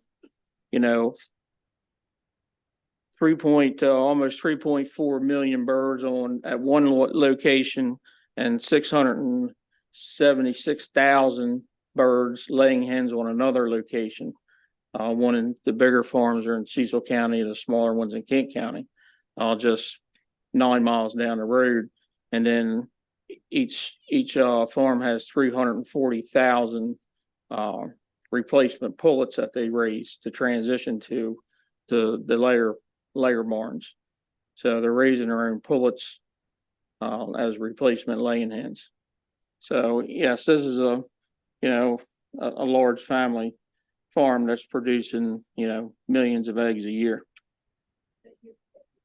Couple of follow-ups, just I'm trying to understand. So there are producers that produce, I guess, the range is from 3.4 million to like 600,000. So there's differences in size. Why I ask is that sometimes when we initiate some of these prohibitions or some of these changes in our policy, we can levy them around the larger producers that can handle it, so to speak. And then we do make different decisions about others. And so that's why I was wanting to understand, what are the big producers, i.e. Walmart, et cetera, versus the smaller ones. And perhaps we could look at it that way. How do you feel about that approach? Or, I mean, I know in general you don't like the whole thing, but if we're trying to recognize the desire to be more humane, if that's how we see it, and the benefits to the public in a number of ways, is there a way to get there through those who produce the majority of the eggs? Well, I think the way to get there is a longer timeline. Because these farms suffered from the avian flu. They lost 2 years ago, just about 2 years ago in February. They lost all their birds due to avian flu. So, and this is, my experience. We lost our grain market. We lost, our fertilizer source for 2 years. So I know the farmers in the community know what it would be if this went through. As they're rebuilding, they're building new houses, and they are transitioning. So what they need, from what they're telling me, they need time. It takes time to make the transition. You can't do this overnight. Thank you so much. Okay, Senator Brooks. Thanks, Chair. Mr. Hart, either Mr. Quinn. Yeah, from hatch to hen, how long does it take for that? Well, like I said, I'm not an expert because I'm not here speaking for, the laying operation. I'm here as a grain farmer speaking to, what it means to what these laying facilities mean to me as a farmer, to produce my grain. They use the corn that I grow. They produce fertilizer for me to grow that corn. It's a cycle. I'm not really an expert on. Okay, maybe one of the other three could answer Right. that. Okay. Senator Brooks, I believe it is a 1.5 to 2 year cycle from hatch until they are of the age to be a production laying hen. Okay, and then, okay, but 1.5 to 3 years, 1.5 to 1.5 year, 1.5 to 2. 1.5 to 2? Yes, sir. Okay, and how long will that hen lay? I am unsure on that, but I am happy to follow up and get back to you with that Okay, information. okay, because I read something where it said it takes about 6 months for them to start producing, and then they could, from 5 to 10 years. So it seemed like you would want to, I consider that inventory. And it seemed like you would want to keep that inventory in the best posture, so it could produce as much as possible. Would you not say that would be an ideal thing Yes, to do? all livestock poultry, you want to keep as much of inventory as you can, and you want to Yeah. keep it for a longevity Yeah, so period. That is most there, profitable. I'm sure I'm sure there's some study out there to say that keeping them in a condition where they could, in the optimal condition, would be more beneficial not only to the animals, but to your production as well. Well, Senator, if I may speak to that, actually the research that I've read, and like I said, I think that there's some disparate facts here, but the research that I've read runs contrary to that, that communicable diseases, like I said, are more widespread in a cage-free environment. All right, thank you. Thanks, Chair. Okay, any additional questions for the panel? Okay, seeing none, that concludes the bill hearing on Senate Bill 193. We're going to next move to some departmental bills. We're going to start with Secretary Addix, who was here. Is he here? There he is. Mr. Secretary, why don't you come up? And we've got two bills from our Department of Agriculture, starting with Senate Bill 278. I do have signed up. Did you want to bring anybody up here? We do have some witnesses signed up favorable.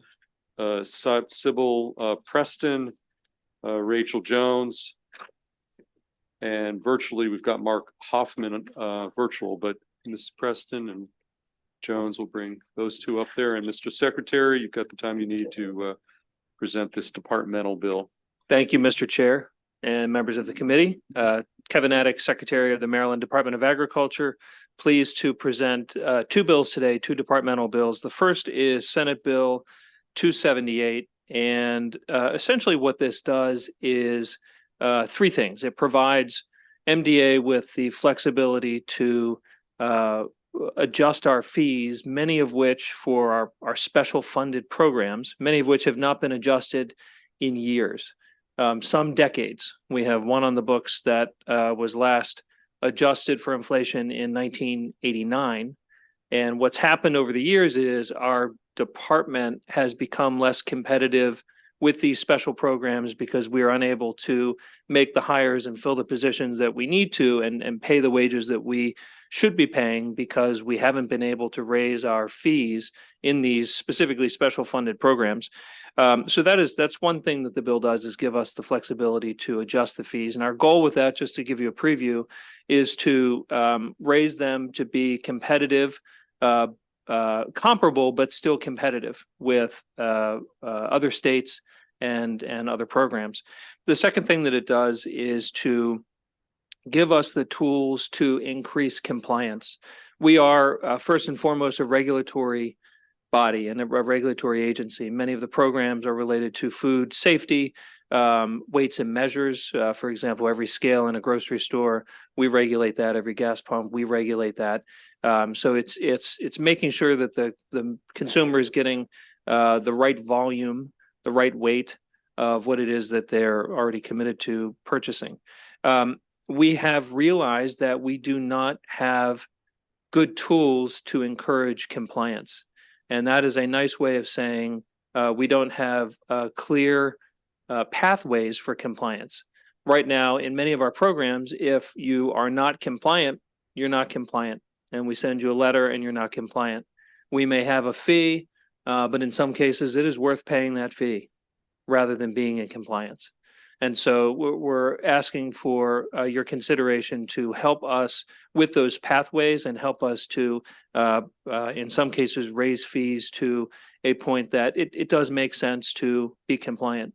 Some of these are related to nutrient management. which, as you know, is related to the bay and how we track and how we manage nutrients that are applied to land and may run off.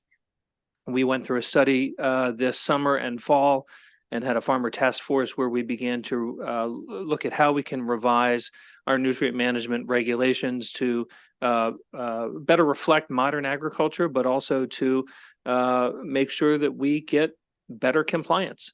And part of that will, for better or worse, be the implementation of fines on the back end. There are no instances through here of through this bill of actually changing regulation or policy. This is simply about clarifying and ensuring that we have the ability to adjust fees as needed and also increase our ability for compliance. One example I will give is on page 3, related to the beekeeping industry. If you look here right now, a beekeeper is required annually to register their hives. Existing law hasn't changed. We're not trying to change it. And if you don't register your hives, you will have a fine. But in many cases, that fine is such that it could be ignored, and we don't necessarily have the teeth to go back. And again, we're not interested in this case, raising money from fines. We're interested in making sure that if you are a beekeeper and we have a law, that you are compliant with that law. And so, for example, it says that after 30 days of being found non-compliant, there's a $25 fee. After 60 days, it goes to $50. After 90 days, it goes to $100. Our goal is compliance. Our goal with that, for instance, and there are others with the horse board and others, it's not about raising money in those cases. It's about making sure that we have a handle on the regulations, the statutes that we are tasked with enforcing, such as how many hives are in the state, how many bees, et cetera. So I would defer any follow-up questions to Rachel here, Rachel Jones, our government affairs guru, government relations guru, but I'm happy to also take questions. We also have Sybil here who works in our apiary and bee program. So thank you very much for your consideration. Okay, thank you, Mr. Secretary. So the two witnesses are here for questions only, or do you have separate? Rachel has some details to go into. Okay, Ms. Jones, you've got 2 minutes. Okay. I'm sorry, Delegate Jones. Thank you, Mr. Chair, Madam Vice Chair. So as the Director of Government Relations for MDA, Secretary Alex has given an overview. I was going to go into detail explaining exactly what the department is asking for. So I'll start first with the nutrient management plan penalty. Again, currently there's a tiered structure in which after 30 days of not submitting the annual implementation report, which is a report that notifies MDA of exactly how compliant farmers have been with their nutrient management plan. After 30 days, we send a notice. And that penalty for late reporting is $250. Currently, there's a tiered penalty that once you get to 120 days, you get sent to collections. The penalty is no less than $1,000. What we'd simply like to do is reduce the administrative burden and incentivize more compliance in order to meet our Chesapeake Bay goals a little bit better. And so we are removing that tiered structure and asking that we be able to, after 30 days, charge that not less than $1,000 fee. For the next one, apiary registration, as the Secretary already mentioned, this simply allows us to apply a late penalty for failure to register or renew your registration for apiaries. This is for the health of bee colonies all across the state. This is so that our state apiarists have the ability to respond to complaints and also to check on the health and safety of colonies across the state. Our weights and measures fee increases. It's already been mentioned, MDA regulates and ensures the proper calibration of every scale that your seafood and produce and meats are weighed on in grocery stores, and our gas stations, making sure that those scales are accurate. So many of those fees are special fund, or those fees basically are special funds that we use to pay salaries. We've talked about leaving no one behind as a part of this administration. And so many of you were part of increasing the minimum wage to $15 an hour. But we have staff who work in this division whose salaries are dependent on those special funds that have not been increased in over a decade. And That's all. You done? I mean, I'd give you some more time if you need it. You good? May I, Yeah. if you would, Mr. Chair, Yes, thank you. That's fine. And then the Maryland Horse Industry Board, same thing. Currently, the Maryland Horse Industry Board, which is a subdivision of MDA, licenses about 800 stables and boarding facilities across the state.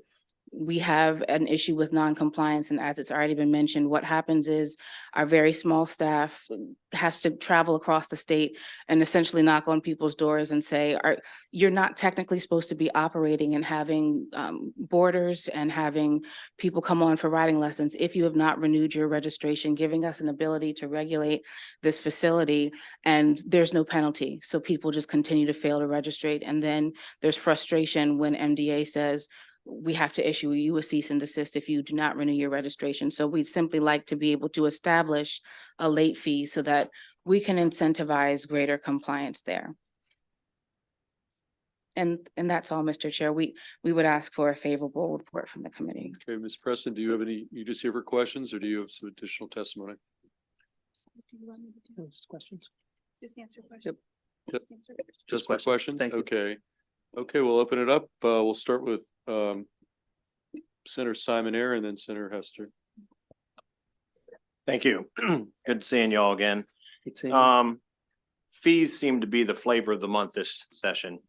And I know some other departments are coming in, some are millions of dollars increased. What is the amount that this bill is going to have an impact annually, roughly? So Senator, again, it's not primarily to raise more fees, it's to incentivize greater compliance.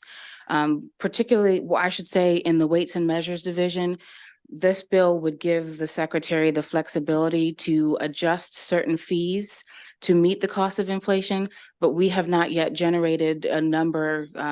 We have some proposed fees, some proposed increases that we'd like to make for some of those fees, for some of those scales and devices that are registered, like the gas pumps and things like that. So we anticipate that for Weights and Measures, let's say, an additional revenue of $784,000 from penalties for those who are non-compliant would be generated. But again, these fees are, well, I'm sorry, Weights and Measures is not for non-compliant. That's us needing to increase those special funds. So the primary revenue source would be us having the ability to increase the fees for Weights and Measures. And that number is $784,000. And I've been on this committee a long time, and we tend to put the fee in statute, so the department has to come back and justify. Because I've sat here many times when a department would come in and say, we want to increase it by this much, and we ask them justify it. And a lot of times they can't, and they'll go lower fee. So I'm a little concerned that we're going to give you the authority, you being the department, to adjust those fees without coming back to us. That's just a concern, and we can discuss that later. Another issue, I just briefly looked over this. I think it was in the first section in C. It says that they have to reach out and tell them about the renewal process. And they said they can send it electronic or by first class mail. Now, you probably have the most recent emails change. So if you send out an email and say, you know, your renewal's up in a month or something like that, and then you start putting these administrative penalties in there for not responding in time, what mechanism do you have in place or plan to have in place to make sure that that message got to the person so they're not being penalized? Because it's not an and, it's an or. Right. Senator, I think that's a great question. Just reading from one example, we tried to be consistent, but we have one of the fees kicking in 30 days from receipt of the violation notice. So receipt of the violation notice. So this is not us sending it in the start and the clock starts. It is when we finally do make contact. Because again, our goal is not stinging people. Our goal is not to raise money through fees. Our goal is to always, with all these, whether it's nutrient management, the horse, riding stables, et cetera, beekeeping, et cetera, is to encourage compliance. To your prior question, our goal is not to have windfalls from this. Our goal is to cover costs. And we have been in a number of these programs not covering costs. And partly is because we haven't been able to get compliance. And also when we do, our fees, our applications, our fines are so low and so 1980s per se, 1990s. So, yeah.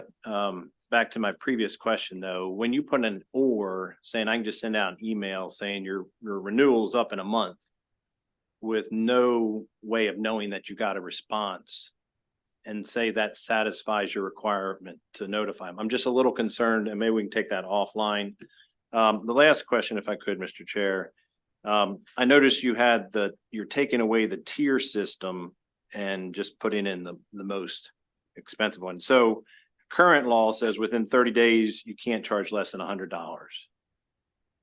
After 90 days, you can do can't less than 1,000. That's a 10-fold increase, which seems excessive. It doesn't give you any flexibility to say, you know what, under this situation, I'm only going to charge you $250. It says you can't charge less than 1,000. Why such a huge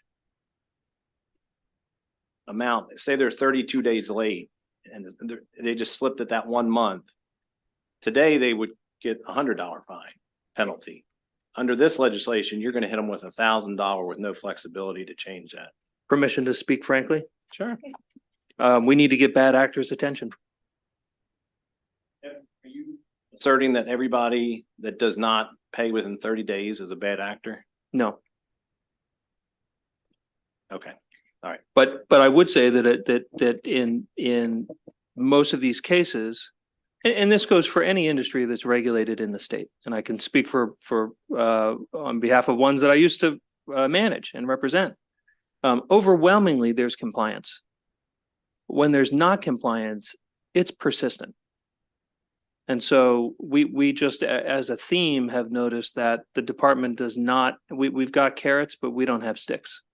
And again, this is not to I've been on record saying that, our goal is not to be enforcer in chief. Our goal is not to be heavy-handed. Our goal is to encourage compliance. And so if you look at a number of these, the runway is long. The runway is well lit. We have many instances where we're meeting with industry throughout the year. And so these are annual things. They're not surprising. But when we do run into problems, we need the ability to act.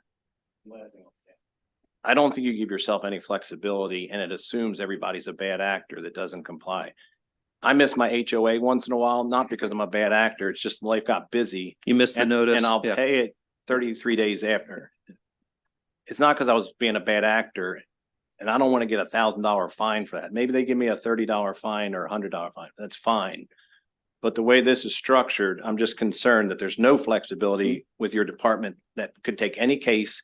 When we get constituents calling and saying, hey, look, this is what happened. I just got hit with $1,000 fine. Last year was $100 if I did this, those are the calls we'll get. And I'm just concerned you didn't build in, the department didn't build any flexibility in this. Whereas the rest of the bill, you do have flexibility.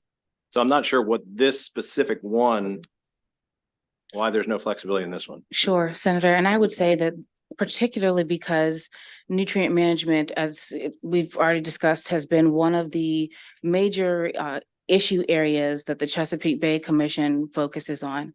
And it's one of the things that the Department of Agriculture for many, many years through our Resource Conservation Department has worked with farmers on to ensure that we are minimizing nutrient loads and sediment runoff into the Chesapeake Bay. And because this nutrient management report differs from some of the other fees, the other 3 units that this bill affects, greater compliance is necessary because we understand that the industry is under multiple challenges, right? And some of those include the discussions around solar, needing more solar and potentially having some of that need to go on ag land, buffers for critical areas, all of these things. And so as there is increasing pressure or conversation on the agricultural industry needing to do more to mitigate some of our climate change concerns, we at MDA feel like this is one of the small things that we can do to incentivize greater compliance so that we can truly work towards ensuring that every farmer, including the bad actors, are doing what's necessary in the industry to help meet some of those goals. And if I could just give an example, it's in the written testimony. So for example, last year, the reports were due by March 1st. On May the 5th, 30-day notices were sent out to 729 farmers. On June 23rd, 60-day notices were sent out to 316 farmers. By July 28th, 90-day warnings were sent out to 159. So the number decreases, but by that 120 days, where in current law, you're already paying not less than $1,000. We still had 61 farmers who were then sent to collections because of failure to report. And so we are hoping to close that gap, and we're hoping that after you receive that 30-day notice, you still get 30 days to pay that penalty. And that's from receipt of the notice. At this point, you're already well beyond 30 days late from reporting. So we're just hoping to close that gap and incentivize greater compliance. I appreciate that, but I think you made my point. Looking at your numbers, 50% of the non-compliant paid within that first notice. What the department's gonna do is say, you guys missed 1 month payment. We're gonna put you in the worst tier and saying you're in with the bad actors. Instead of paying $100, now you're gonna pay $1,000. That's all my concern. I think we're gonna have it a little going back and Well, forth here, but that's okay. If I could just add one. one closing thought in Right. to that is that would love to talk with you about it because my team from the Nutrient Management and Resource Conservation Office says that we have the authority to waive fees. So, or fines. So if it does get to a point where someone does comply, we can waive the fine. The problem is that right now our fines do not go high enough. And we've had farmers tell us this, that it's easier just to pay the fine. And so that's where those minimums come in. But apparently in code, in statute, we do have the ability to waive, but we can talk offline about that. Okay, let's go to, we're gonna go down the line here. Senator Carrozza, Senator Hester, Senator Washington. Thank you, Mr. Chair. Mr. Secretary, thanks for walking us through the process, and obviously, knowing you well, I would think that there had been interaction during the interim, maybe with some of the members that would be impacted by this. So I guess I did want to know, as I kind of looked at this, we have horse establishments, beekeepers, nutrient management plans. If there had been any interaction with any of those entities or with the Maryland Farm Bureau as a whole, just, you know, I know that there are difficult issues to discuss. Nobody likes surprises, but when you know that maybe there is some back and forth going on. So that's my first question. My second question is, and we may need to do just kind of an offline update, but you know that I'm passionate about helping Baywater Seafood and Public Landing in Worcester County. They have had, you know, as you know, for the past 4 years, significant challenges with the permitting process. And Lee Beecham has even, I think, put forth some both short-term and long-term proposals for both the Maryland Department of Agriculture and the Department of Natural Resources to consider, including one of them moving aquaculture permitting process to the Maryland Department of Agriculture.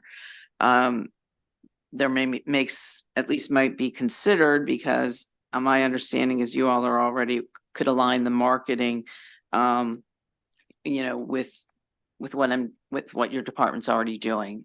So my question there is, and I do know I will be following up with Secretary Kurtz as well, is I would like my constituents' recommendations at least considered at the highest levels of these departments. So first question on the communication, second on, you know, we can follow up on Baywater. Senator, thank you for the questions. I'll tackle the second first because it's quick.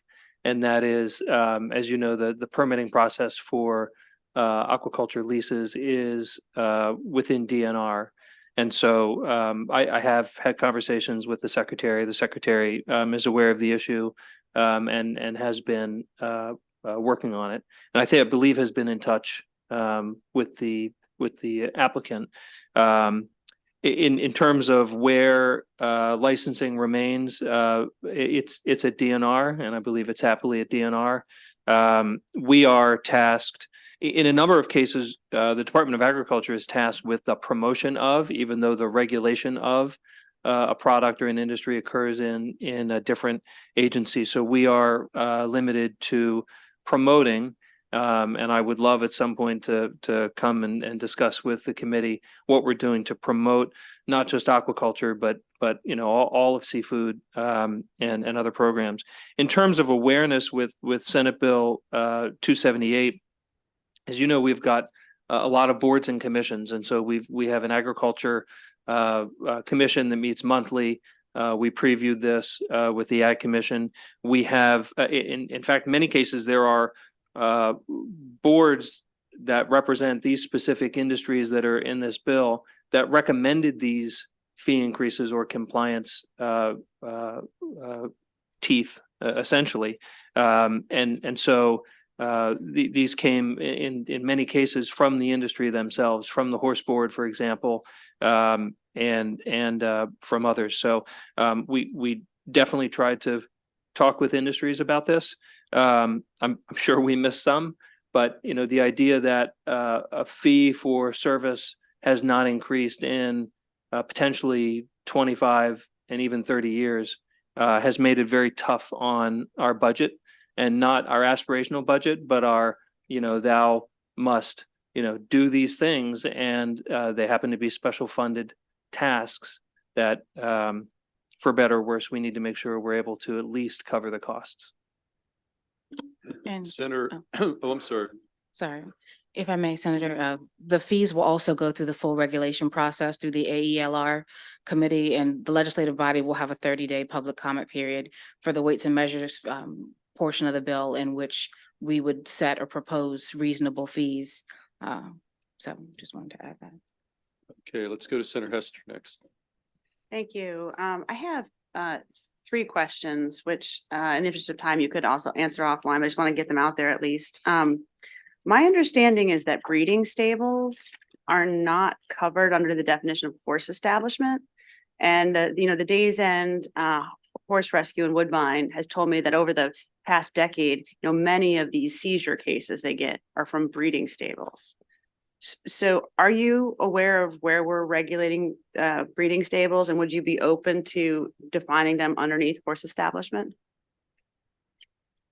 So we know that the current statute does not include breeders. That is something that obviously the department would be open to, but we didn't feel that it was appropriate for this bill, because this bill is specific to our various fees and needing to be able to have more efficiency. We're not opposed to it.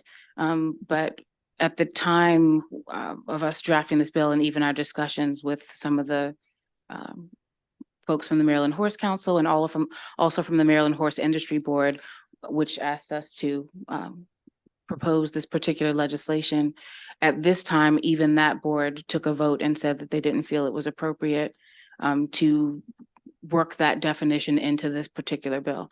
But overall, we wouldn't be necessarily opposed to it. But I think that that's something that the various horse councils and horse associations throughout the state would need to even begin discussing. And that's not a conversation that they've had for us to just throw them into this particular bill. Could you get back to this committee with how we are currently regulating horse breeders? Sure. Okay, thank you very much. My second question was around, I noticed a little bit of opposition around the beekeepers, and I just wanted to clarify if the bill changes any restrictions beyond just a fine. It actually does not change anything related to how we regulate bees. If you read the bill, page 3 and moving into page 4, it simply clarifies that in order to be compliant, which is a free registration, you now have a certain period of time, and if you don't register for the free registration, fines will potentially increase. But as soon as you register, you're good. It's if you don't register that we have this problem. And then the only other thing that we restate is we provide some clarification about movable frames, which is already a requirement. That's not a new requirement.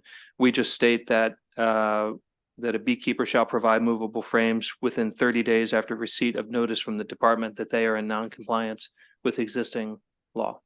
So they just have to register for free and they're good. Correct. Okay, thank you very much. My last question, maybe we can take offline, but I was curious about the electronic communication. And so in this bill, we're addressing licensing, registration fees and penalties for like 5 areas. But I assume that there are other areas that you have licensing, registration fees and fines for.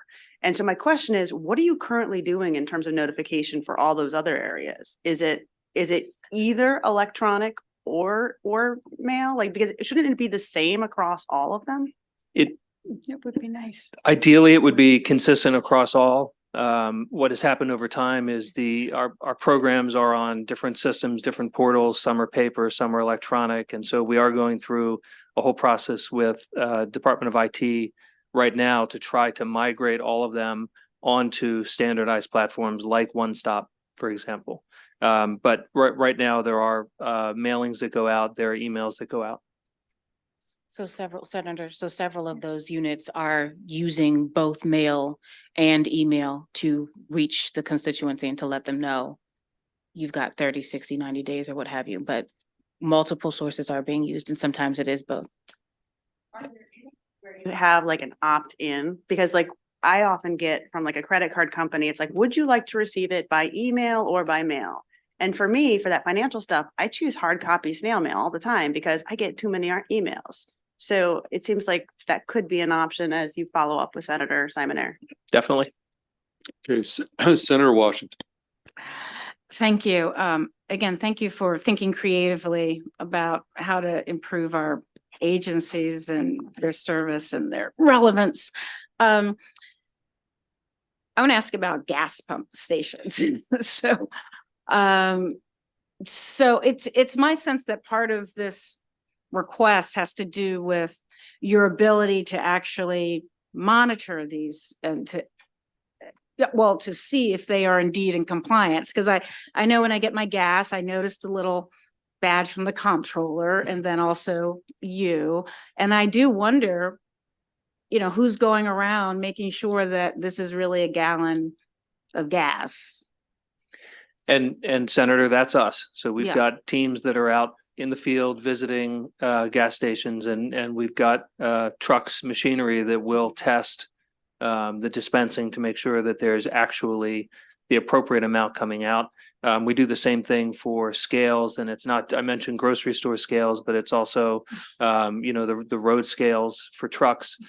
So we've got a whole calibration lab in our department, which we love to show and tell if you would ever like to take a look, because it's all weights, all scales. And again, it goes back to ensuring that the consumer is getting what they intend to receive. Right. And so I guess my question is, and how many, and then what's your staffing? Because you mentioned raising salaries to be competitive, but I also would like to hear, is it sufficient? I know it's not our committee, but I know the Office of Healthcare Quality has had challenges with compliance officers and the number of people that are actually going around. So how often do you get to actually visit every single gas station in the state? Sure. So Senator, currently there are 6,311 business accounts registered here in the state. So that could be gas stations, various grocery stores or chains or farmers markets or what have you. They register devices that are considered a weight or measure. And the National Institute of Standards for Technology sets that list, right? NIST sets that list for what a weight and measure device should be, and state statute follows whatever those definitions are.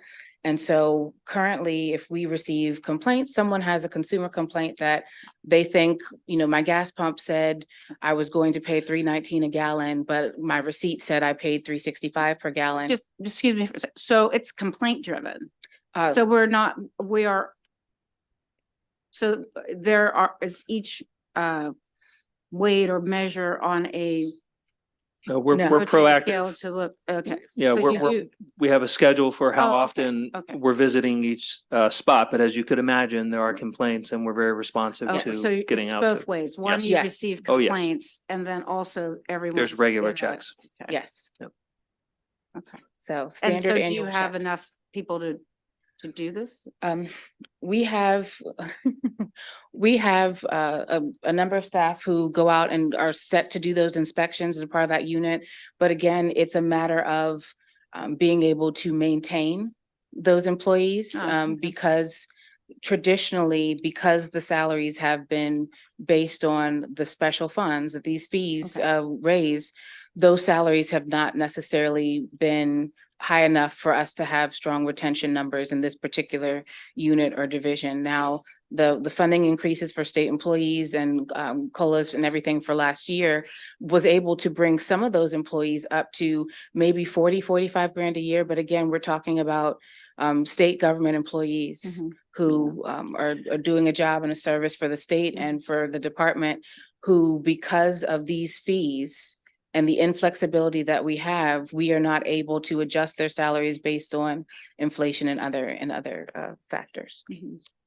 And I guess just what's your last one? What's your vacancy rate at this point for those for these positions that are, because this is also about why it's here. It's about public health, right? I'm assuming you also observe again, my thing is concerned about gas stations, that if there's spillage and all that, is that a different department or is that you too? That if there's.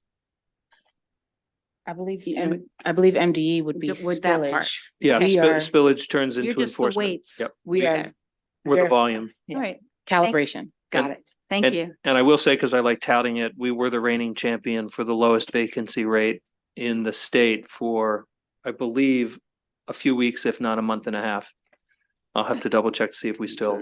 Okay, guys. I think that's it for questions of this panel. We do have one virtual witness we got to get in here before we move on to the next department bill from you, Secretary. So we're going to go to Mark Hoffman, who's virtual, signed up for informational purposes. So Mr. Hoffman, you've got 2 minutes to weigh in however you see fit.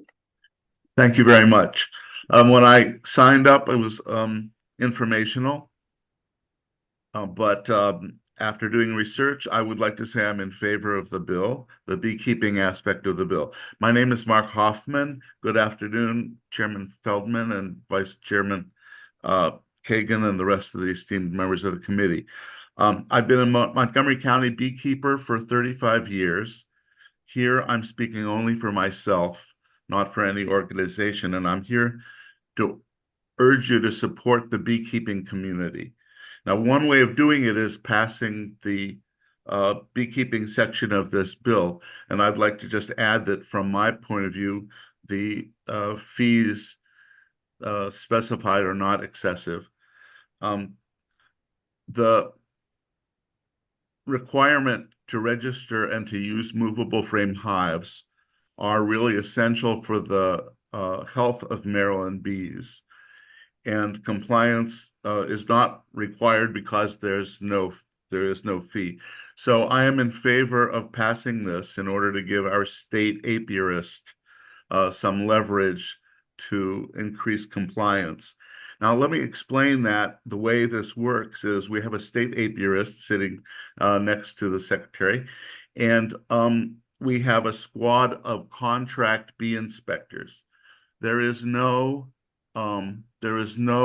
state extension for beekeeping. So as a community, we rely on them actually to be our extension.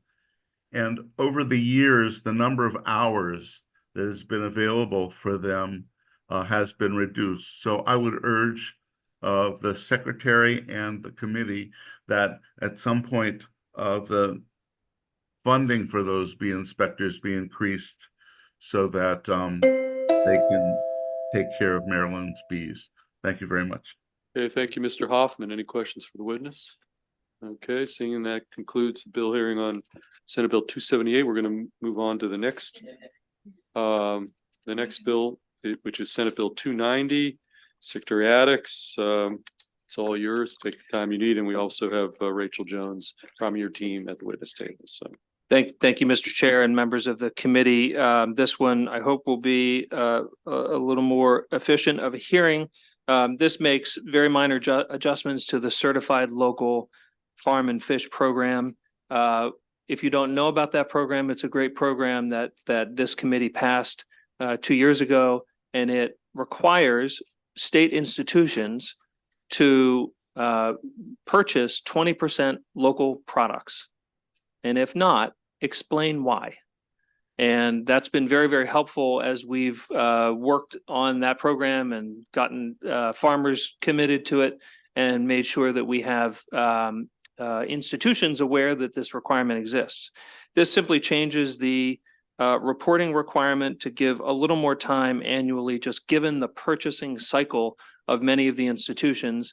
And it also, most importantly, updates this committee's name in the statute. okay. So urge your support. We Thank had you. an updating of statute language titles today on the floor.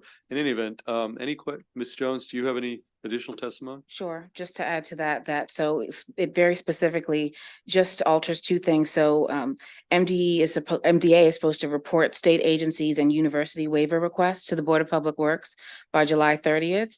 And state agencies and universities' food purchase reports are currently due by September 30th. And so we just want to streamline both of those and have both of those reports be due on December 31st. So it's an administrative reporting date change. Okay, questions, Senator Hester? Thank you very much. Great bill, by the way. I support the time extension. But my question is, we've had a lot of conversation about these reports over the past year. I believe Delegate Charkoudian and I sent emails to all the major purchasers. I'm not sure we've had reports back yet from like any of them, or where are we at with actually? I believe we're actually pretty good with getting Okay. reports back. We had a number of institutions come to our buyer grower workshop 2 weeks ago, or not workshop, but meetup and expo, because they understand the requirement and they're very interested in getting to know our local growers. So that's having an impact. I feel your pain. We work together on making sure that the different agencies and departments and institutions knew of the requirement. It seems to be that that's the challenge, is just awareness. And so we're feeling like we're breaking through. Not that we're there yet, but we're breaking through and starting to get a critical mass understanding that there's this requirement. Is there anything that the legislature could do to ensure that people understand a law that we've passed, Again, awareness. like budget language? I was thinking a letter, but Okay, any additional questions? Seeing none, that concludes the bill hearing on Senate Bill 290. thank you. Thank you. We're going to next move to Secretary Kurtz in the back. Why don't you come up? We've got 3 bills from our Department of Natural Resources, DNR. Let's start with Senate Bill 301. And Mr. Secretary, I've got signed up your team, Sarah Widman. And we have one witness signed up in person, favorable with amendments, but that'll be separate. So, Mr. Secretary, it's all yours. Again, Senate Bill 301. Thank you so much. Good afternoon, everyone. Thank you, Mr. Chair, Vice Chair Kagan. For the record, Josh Kurtz, I'm the Secretary of the Department of Natural Resources, testifying in support of SB 301. And here with me to answer any technical questions is Sarah Widman. She's one of the Associate Directors of the Department's Fishing and Boating Services Unit. SB 301 is a sunset bill extension. 301, which would extend it from 2024 to 2027 and provide the department the continued authority to grant permission to shellfish aquaculture holders to plant and harvest shellfish where there is SAV, submerged aquatic vegetation. The rationale for the original bill made a lot of sense. The fact that both SAV and aquaculture operations in the bay were increasing is a very good thing. This gets better water quality, better habitat, better economic return for the state. And as those things grew, we started to see areas where there might be conflict or overlap. And so what this bill allowed us to do was to kind of allow for and study areas where we were having that overlap of submerged aquatic vegetation and the aquaculture. We have an MOU with the University of Maryland Center for Environmental Sciences to do this ongoing study. The reason we're asking for the sunset or for the extension is because we've only had one lease where we've actually been able to test and explore and look into this. And this extension will allow us to continue with the practice and to study that specifically and see if anybody else subscribes to the program so we can learn how to best manage the aquaculture program and submerged aquatic vegetation together. With that, I respectfully request a favorable report on SB 301, and we are happy to answer any questions. Okay, Ms. Whitman, you're just here for questions? Correct. Okay. Any questions for the secretary or our witness? Senator Carozza. Hi, Secretary Kurtz. I didn't know if you were in the room when I brought up a question with Secretary Addicks. And since we're talking aquaculture and I wanted to continue to raise this one constituent, the challenge that my constituents having Baywater seafood for the past 4 years in public landing, trying to work through the permitting process. So I just wanted to just kind of flag that again and, ask, for an update on it. Absolutely. I can give you a quick one now. Happy to get into details later as well. This has been a priority for the department since we took over. Aquaculture provides us local economic benefit, water quality benefit, habitat. I mean, you name it. It's a fantastic thing for the state of Maryland. When we started, we were seeing delays 3 to 5 years in aquaculture permitting. We've done several things: policy, process, internal, department policy, process, and staffing. We've actually restructured to ensure that we do this better. Right now, as of the end of 2023, we had cleared the backlog, which went back into like 2016. The only things that are still outstanding are ones that were contested at OAH. I think when we're also now in that space where we have, since clearing the backlog, we can move a lot more quickly on the permits that are coming in. We have established a new process that allows us to clear those permits in 3 to 6 months. So that has been a major focus of the department to ensure that, to your point, that your constituent who I've spoken with is not continuing to have those problems. And actually, one of our later bills also addresses another issue that they were having. So we can talk about that as well. But I can send you a lot more details on the changes that we've made. I think the reason that aquaculture permitting is happening at the department is we're managing across, and this bill is a great example of it, multiple uses across the bay, across the coastal bays, across our watersheds, whether they be SAV, the public fishery, aquaculture. There's so many different components that we're coordinating across to ensure that we're successful in all of those sectors, which I think why the permitting was transferred from MDA to DNR, several years ago. But I can send you a lot of information about all the changes if you're interested. I look forward to it. Great. Thanks. Happy to follow up. Okay, Senator Hessner. Thank you. Good to see you, Mr. Secretary. There is testimony favorable with amendments from the Chesapeake Bay Foundation. Have you seen that and do you support it? Yes, we are supportive of that. We are planning to do that report out, so we're happy to have that codified in the amendment. Okay, any additional questions? Okay, seeing none. The only additional witness was yes, was Mr. Stegman from the Chesapeake Bay Foundation. Maybe because your testimony, perhaps I don't see him back there next to Mr. Lukey. Is Mr. Stegman there? Okay. Stegman's not here, and therefore that concludes the bill hearing on Senate Bill 301. We're next going to move to Senate Bill 302. Secretary Kurtz, it's all yours, and Ms. Wiggin. Great, thank you. I'm going to jump right over the introduction of myself and Ms. Widman since I just did that for 301. But for the record, Josh Kurtz, DNR Secretary, here in support of SB 302. SB 302 is a technical bill that gives DNR the regulatory authority around the use of gear as it relates to the commercial northern snakehead license. Northern snakehead is an invasive species that we're struggling to control right now. And this is an important bill to help us be able to do that. So the bill is, or the license is relatively new. It came about in 2016, and it allows licensees to catch snakeheads for sale using a bow and arrow. That's right, fishing with a bow and arrow, and attached to a retrieval line or hook and line. Under the current law, the licensee is prohibited from fishing with a bow and arrow within 100 yards of another person or vessel, public or private swimming area, diver down flag, or occupied offshore stationary blind. But this has led to some conflicts, and notably those conflicts, most notably, and the ones we've heard the most about, are between licensees fishing at night with bright lights and people who live in dwellings along the water.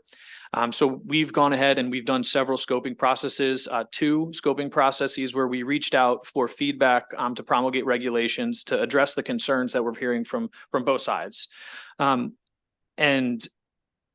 Right now, we're not able to implement those changes because of the statute. And so what we're looking to do is refer that statute now to the regulations that we're going to propose. The regulations that we're looking to adopt would add residences to the safety zone list for projectile gear. It would also change that safety zone from 100 to 50 yards and establish the length of the retrieval yards being no more than 35 yards. This change would allow us, this statutory change would allow us to then adopt those regulations and kind of marry the concerns with some solutions that we've heard from our stakeholders. So, with that, I would request a favorable report on SB 302, and again, happy to answer any questions. Okay, any questions for the Secretary? Senator Kagan. Thank you, Mr. Chair. Secretary Kurtz, great to see you. Thank you for all you're doing. A colleague of ours approached me recently and suggested that snakeheads should literally, I mean, this was a serious suggestion. He wants to rename them from a PR perspective so they seem more edible and more appealing.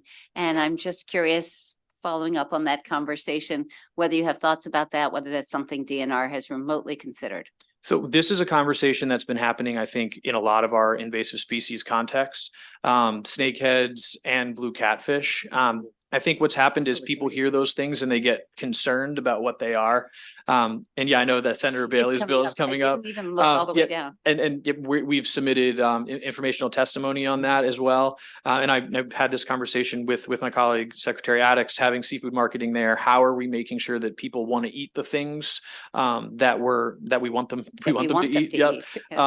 And I think the interesting thing about snakeheads, and I've started to see this in other places, is like a snake and steak instead of a surf and turf. So I do think there's like some value in snakeheads, but I do recognize that snakehead is a disturbing sounding fish, and potentially could have other common names associated with it that would be helpful. But yeah, I think we struggle with that in a lot of our invasive species right now. Okay, thank you. Okay, any additional snakehead related questions for the Secretary? Okay. Seeing none, that concludes bill hearing on Senate Bill 302, which brings us to our final DNR departmental bill of the day, Senate Bill 303. Secretary Kurtz. Thank you, Secretary Kurtz. DNR Senate Bill 303. I'm testifying in support. I think this bill is really interesting because it kind of challenges some of the ways that we think about the bay and the species that we're growing. And what we're looking to do in this bill is directly related to what we've seen in terms of rebounding of the bay scallop and ways that people are looking at aquaculture differently. We have really focused our efforts on aquaculture around the oyster, but what we know is that there are several other shellfish species like the bay scallop, different species of clams that play a vital role in the ecosystem, are delicious, that people want to eat and can help us drive the economy in our rural communities. And so what we're looking to do here is really expand that definition. Right now, aquaculture is defined for oysters. So we're looking to expand that to mollusks and molluscan shelled species, which would allow us to then bring in the bay scallop, the clam as well. And one of the reasons that we also want to expand this is because it helps us protect the species. So right now, importation of these species is allowed. And by bringing them into the aquaculture title, it'll allow us to make sure that when we're doing importation of these species or that people are growing these species, they're not only safe for consumption, but they're safe and compatible with the other species that are growing naturally within our waterways. And so this bill expands that. We are aware of support with amendments from the Chesapeake Bay Foundation on this one as well, looking to change that definition to bivalves. We would be supportive of that as well. Bivalves is a more focused definition than mollusks. So that would really be the clams, the scallops, and the oysters, which is what we've intended. So if the committee deems a more focused approach, that would be great. And if in the future we have opportunities to grow other mollusks, we can come back and discuss broadening it further. With that, though, I would request a favorable report on SB 303. Okay, any questions for the secretary? Seeing none, thank you, Mr. Secretary. We do have Mr. Stegman in the back. You reappeared, and you just heard the secretary say that he found your proposed amendment friendly, but you can come up here and explain it a little more, but you're signed up favorable with an amendment. Tell us who you are and sure, get 2 minutes. Yeah, thank you, Mr. Chairman. Matt Stegman. I'm the Maryland staff attorney for the Chesapeake Bay Foundation. I think the secretary did a great job of explaining our amendment, and it sounds like they consider it friendly. Hope that the committee does as well. So thank you. Also made the same point in a prior bill that you had offered. You weren't here, but he said that your amendment there was he was favorable. Any questions for Mr. Stegman? Okay, seeing none, that concludes the bill hearing on Senate Bill 303, which brings us to the final two bills of the day, both from Senator Bailey. And we're going to bring Senator Bailey up. Senator, do you have a preference on which of the two bills you want to do first? Well, why don't we just, do you want to go Senate Bill 152 is short and one witness signed up, you? That's fine. So why don't we do that? Senate Bill 152, and then we'll take up the final bill, which is Senate Bill 207.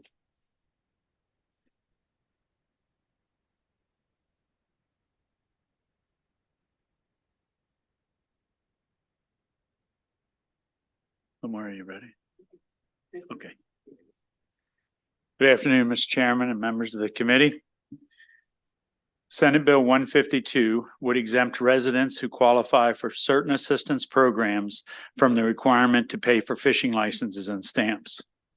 This bill would exempt residents who are eligible for temporary assistance for needy families programs, supplemental nutrition assistance programs, special supplemental food programs for women, infant, and children, and Medicaid from fishing licenses and stamps. This legislation is modeled on similar exemptions that exist in multiple other states, particularly the one in North Carolina. It is also similar to exemptions in current law for blind persons. I've been and continue to be a strong advocate for appropriately funding our state's natural resources. However, I also believe very strongly in the power of self-reliance, and that, as the old saying goes, if you give a person a fish, you feed them for a day. But if you teach a person to fish, you potentially feed them for a lifetime. If a person is truly needy enough to be eligible for this assistance, it's highly likely that the person is fishing out of need to feed themselves and their families. I've also been working with DNR on amendments to remove Medicaid and changing the word eligible to enrolled in the text of these exemptions in order to lessen the physical and operational impacts of this bill. I respectfully request a favorable report with these amendments in Senate Bill 152. Thank you for your consideration. Okay, questions for the sponsor? Okay, see, Senator Carozza. Thank you, Senator Bailey. I just noticed that Diaconia, which is in my district, sent a letter of information, and there is a lot of information in it. I didn't know if you had the opportunity to talk with them directly about the issues they shared in here. I plan to follow up because I'm just seeing it now, but wanted to kind of flag that for you. Thank you very much. I have not talked to them directly. Okay, any additional questions for the sponsor? Seeing none, that concludes bill hearing on Senate Bill 152, which brings us to our final bill of the day. Oh, I'm sorry. I apologize. What do we got? No, you can use the arrow on the keypad. I've been advised that you can use the arrow on the keypad. Do you know what that means? Oh, to present the next bill, right? Okay, yeah, so we're now on the final bill of the day, Senate Bill 207, and there's a couple of virtual witnesses.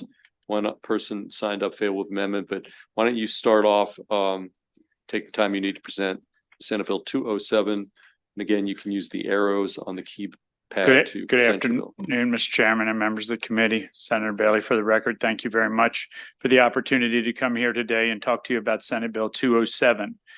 This bill is intended to address the challenges created from the presence of the invasive snakehead fish in Maryland's waterways. This bill seeks to encourage consumption of the snakehead to better manage its population within our waters by giving the snakehead a new name, a more appealing common name, the Patuxent fish. And I don't know if anybody's eaten this fish, right? But it is delicious to eat. As we all know, the snakehead has proven to be a threat to the ecological balance of our state. Its aggressive nature and ability to thrive in diverse environments, including those with low oxygen levels, has raised concern among all of our environmental experts and our watermen for years. One potential solution that has been pursued to reduce Maryland's snakehead population has been to catch them and use them for food. But my question is, when you go out to eat dinner with your family, who's going to order a snakehead fillet? Right? It's just, I mean, I talked to my wife about it. I've talked to many people about it. It just doesn't happen. I've had a number of discussions with stakeholders who work to increase the consumption of snakehead, and it is clearly that these efforts suffer from one major problem. The snakehead has a limited market of potential consumers because of its unappetizing name. For this reason, Senate Bill 207 would rename the snakehead fish to the Patuxent fish to emphasize the importance of preserving the natural heritage of our Patuxent River, its tributaries, and the counties it touches. The Patuxent actually touches Anne Arundel, Calvert, Charles, Howard, Montgomery, Prince George's, and St. Mary's, all the areas where the snakehead initially was introduced. By linking the invasive species to this important waterway, we can work to protect and conserve our native ecosystem while providing Marylander with a renewed opportunity to enjoy a fish with much more common and a desirable name. Now, if I can get you to look at this just for a second. If we rename a fish, this is not something new. This is something that has happened numerous times. I'm sure you all have eaten orange roughy at a restaurant. You know, it's right. Its true name is the slime head, right? Everybody's had mahi-mahi or dorado, right? It was actually called the dolphin fish. That's what its true name is. Here's one right here. Now, a lot of people eat, and you see it on, really expensive Chilean sea bass. It is the Patagonian toothfish, right? This is simply something that we do for marketing. And I could go on with these fish.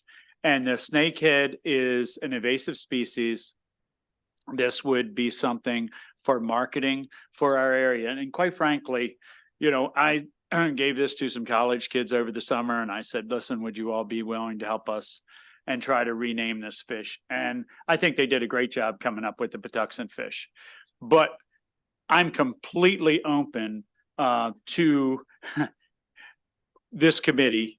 And if you all know of find a better name, I'm fine with it. But I think the Patuxent fish does what it is that we were after, and this is a copy of the snakehead. I believe that an appetizing name is all that stands in the way of our consumer acceptance.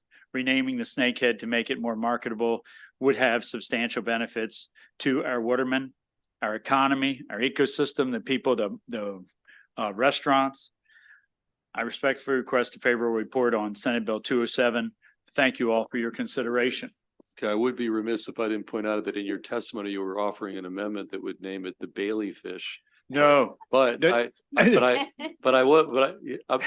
will say point was made earlier, now that the hearings happened, it's in the possession of this committee, so we are the ones that are gonna decide what to rename this fish. Okay, So just Yeah. for clarifying, Mr. Chairman, I am presenting the Patuxent fish. I think there is someone here that is potentially wants to change the name. It's not coming from me. okay, gotcha. Well, we Okay. have another couple of witnesses here that are Yes. gonna weigh in. Senator Brooks. Thanks, Chair. Thanks, Senator Bailey, for that, for your testimony. Don't you think that snake and steak has an appealing ring to it? To eat it on in a restaurant? Yeah. No, I snake- do not. Steak, okay. Yeah. Oh, you mean, did you say snake and steak? Snake and steak, yes. Steak, yes, is very appealing. Okay. But to me, the snakehead is not. Okay, all right. Thanks, Chair. Okay, we do have a couple of virtual witnesses and then one additional live witness. We got a glimpse of her testimony, but let's go to Shelby Watson Hampton. I see you right there. And you've got 2 minutes. Thank you, Mr. Chair, and esteemed members of the committee. I am happy to be here testifying. I am the director of the Southern Maryland Agricultural Development Commission, known as SMATIC. We're a division of the Tri-County Council of Southern Maryland, and we are in support of Senate Bill 207, renaming of the Northern Snakehead, as entered by Senator Bailey.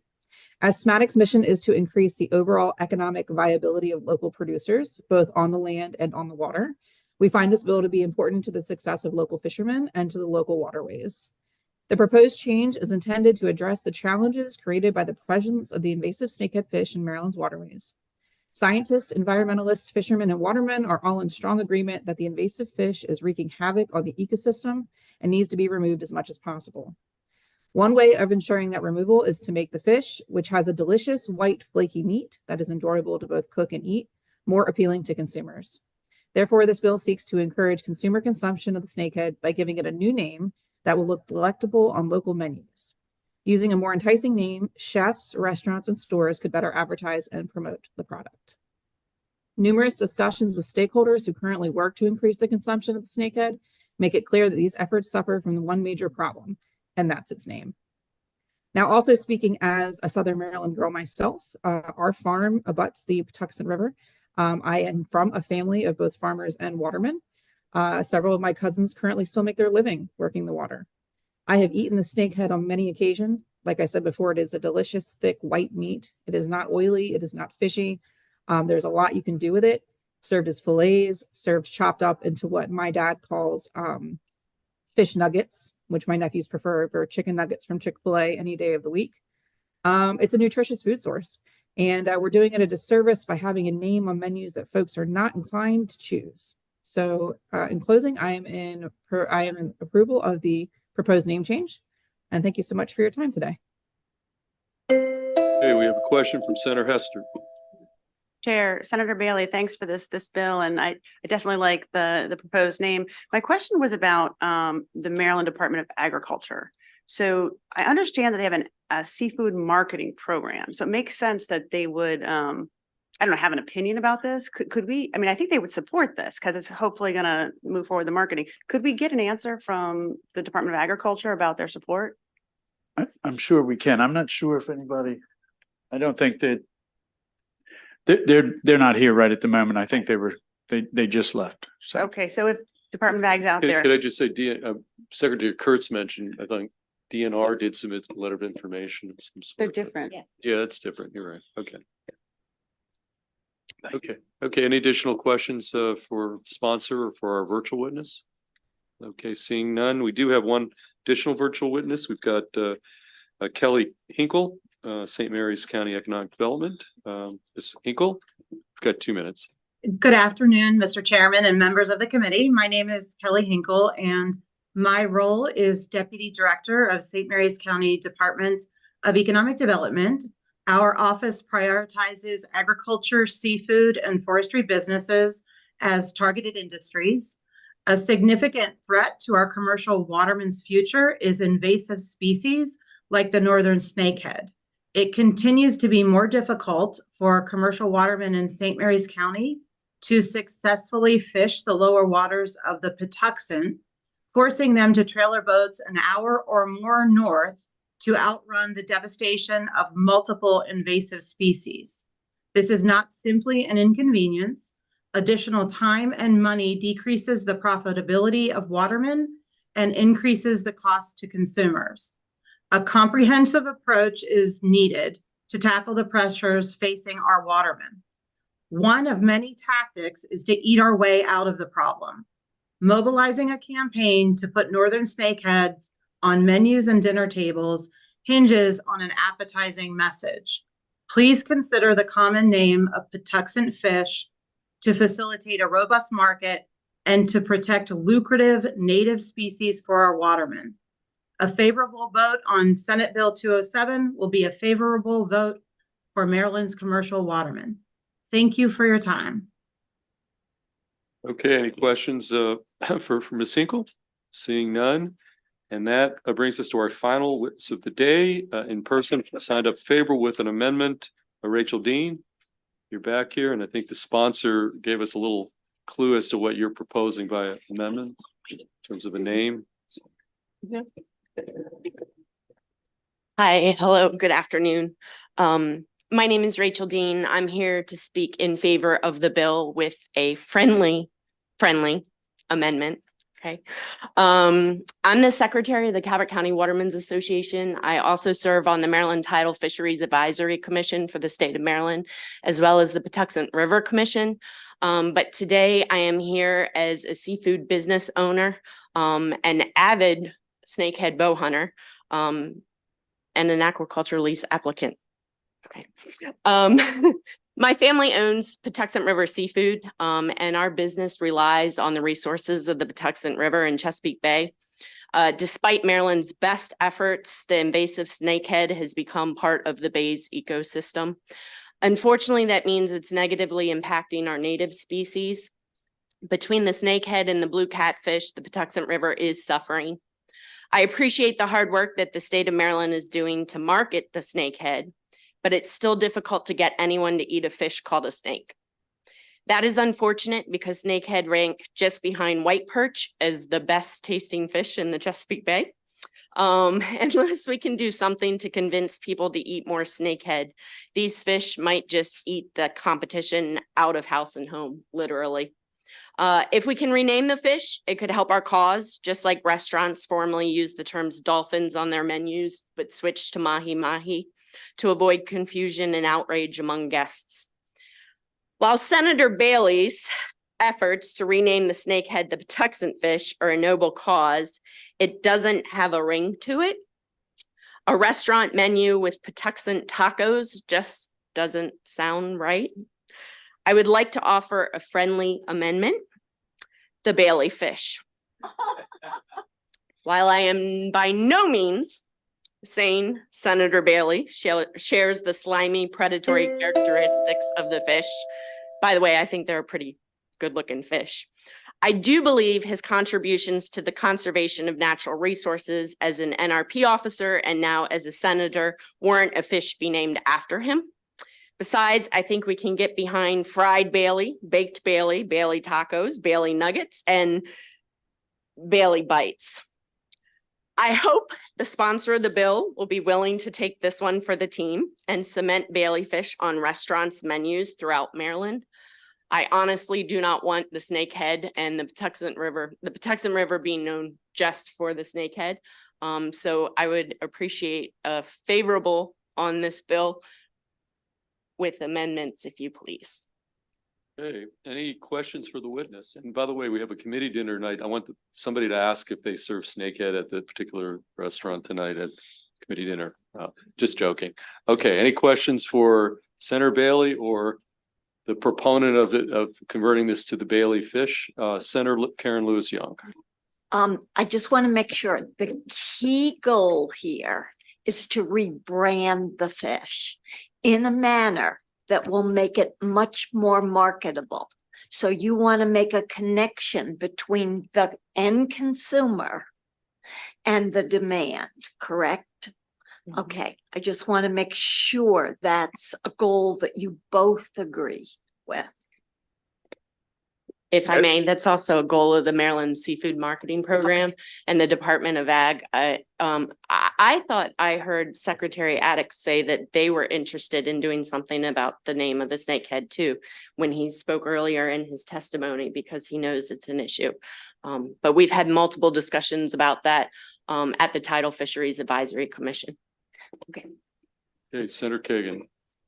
Mr. Chair, I was just curious. I know that snakeheads are not supposed to be here at all, and I was just looking up where they are. So they're in China, Southern Siberia, North Korea, sorry. But in the US, they're in Maryland and North Carolina. I assume that North Carolinians are not going to start calling them Patuxent fish. I just wonder how did the trajectory, and great PowerPoint, and thank you for the education. How did some of these others evolve? Because presumably they started in one place, and then mahi-mahi or the others took root. How would this possibly get adopted elsewhere? Or would it just be a new Maryland name? So as far as this is concerned, to rename the fish, to actually rename the snakehead would be a very long process through the federal government to name it everywhere. Right. This is a problem. The snakehead exists in Maryland, much more invasive than it does anywhere else. This is a scenario where we could fix this for Maryland and to start creating a viable market to deal with them. And as far as DNR would be concerned, on their federal reporting guidelines to the feds, it would still be the snakehead fish when they filled out their report that went to the tidal fish, that type of thing. This would only affect the name that we would use, the name that the restaurants would use, the name that marketing would use. Although I guess I hate to play former Department of Justice lawyer, but you do kind of raise a question about federal law. I do wonder, I kind of do wonder, like, if because there must be some prohibition. Just somebody willy-nilly decides they're going to just start changing names that has national scope. I mean, I do wonder if there might be a preemption issue of any sort. In other words, for one state to proclaim a fish a certain name when you're shipping around the country, interstate commerce. I just raised that as a kind of a legal question. We can get some guidance from the Attorney General, but and I don't know the history beyond these other. Because you said it was about federal law, and that remember you mentioned that there potentially is a preemption issue. So I do have some information that I'd be more than happy to share with your legal about that. We could do that offline. Yep, I think we already have that answered. Gotcha. Okay. Any final questions before we adjourn? Okay, seeing none, that concludes the bill hearing on Senate Bill 207, and that concludes our bill hearings for today. And enjoy the rest of your day.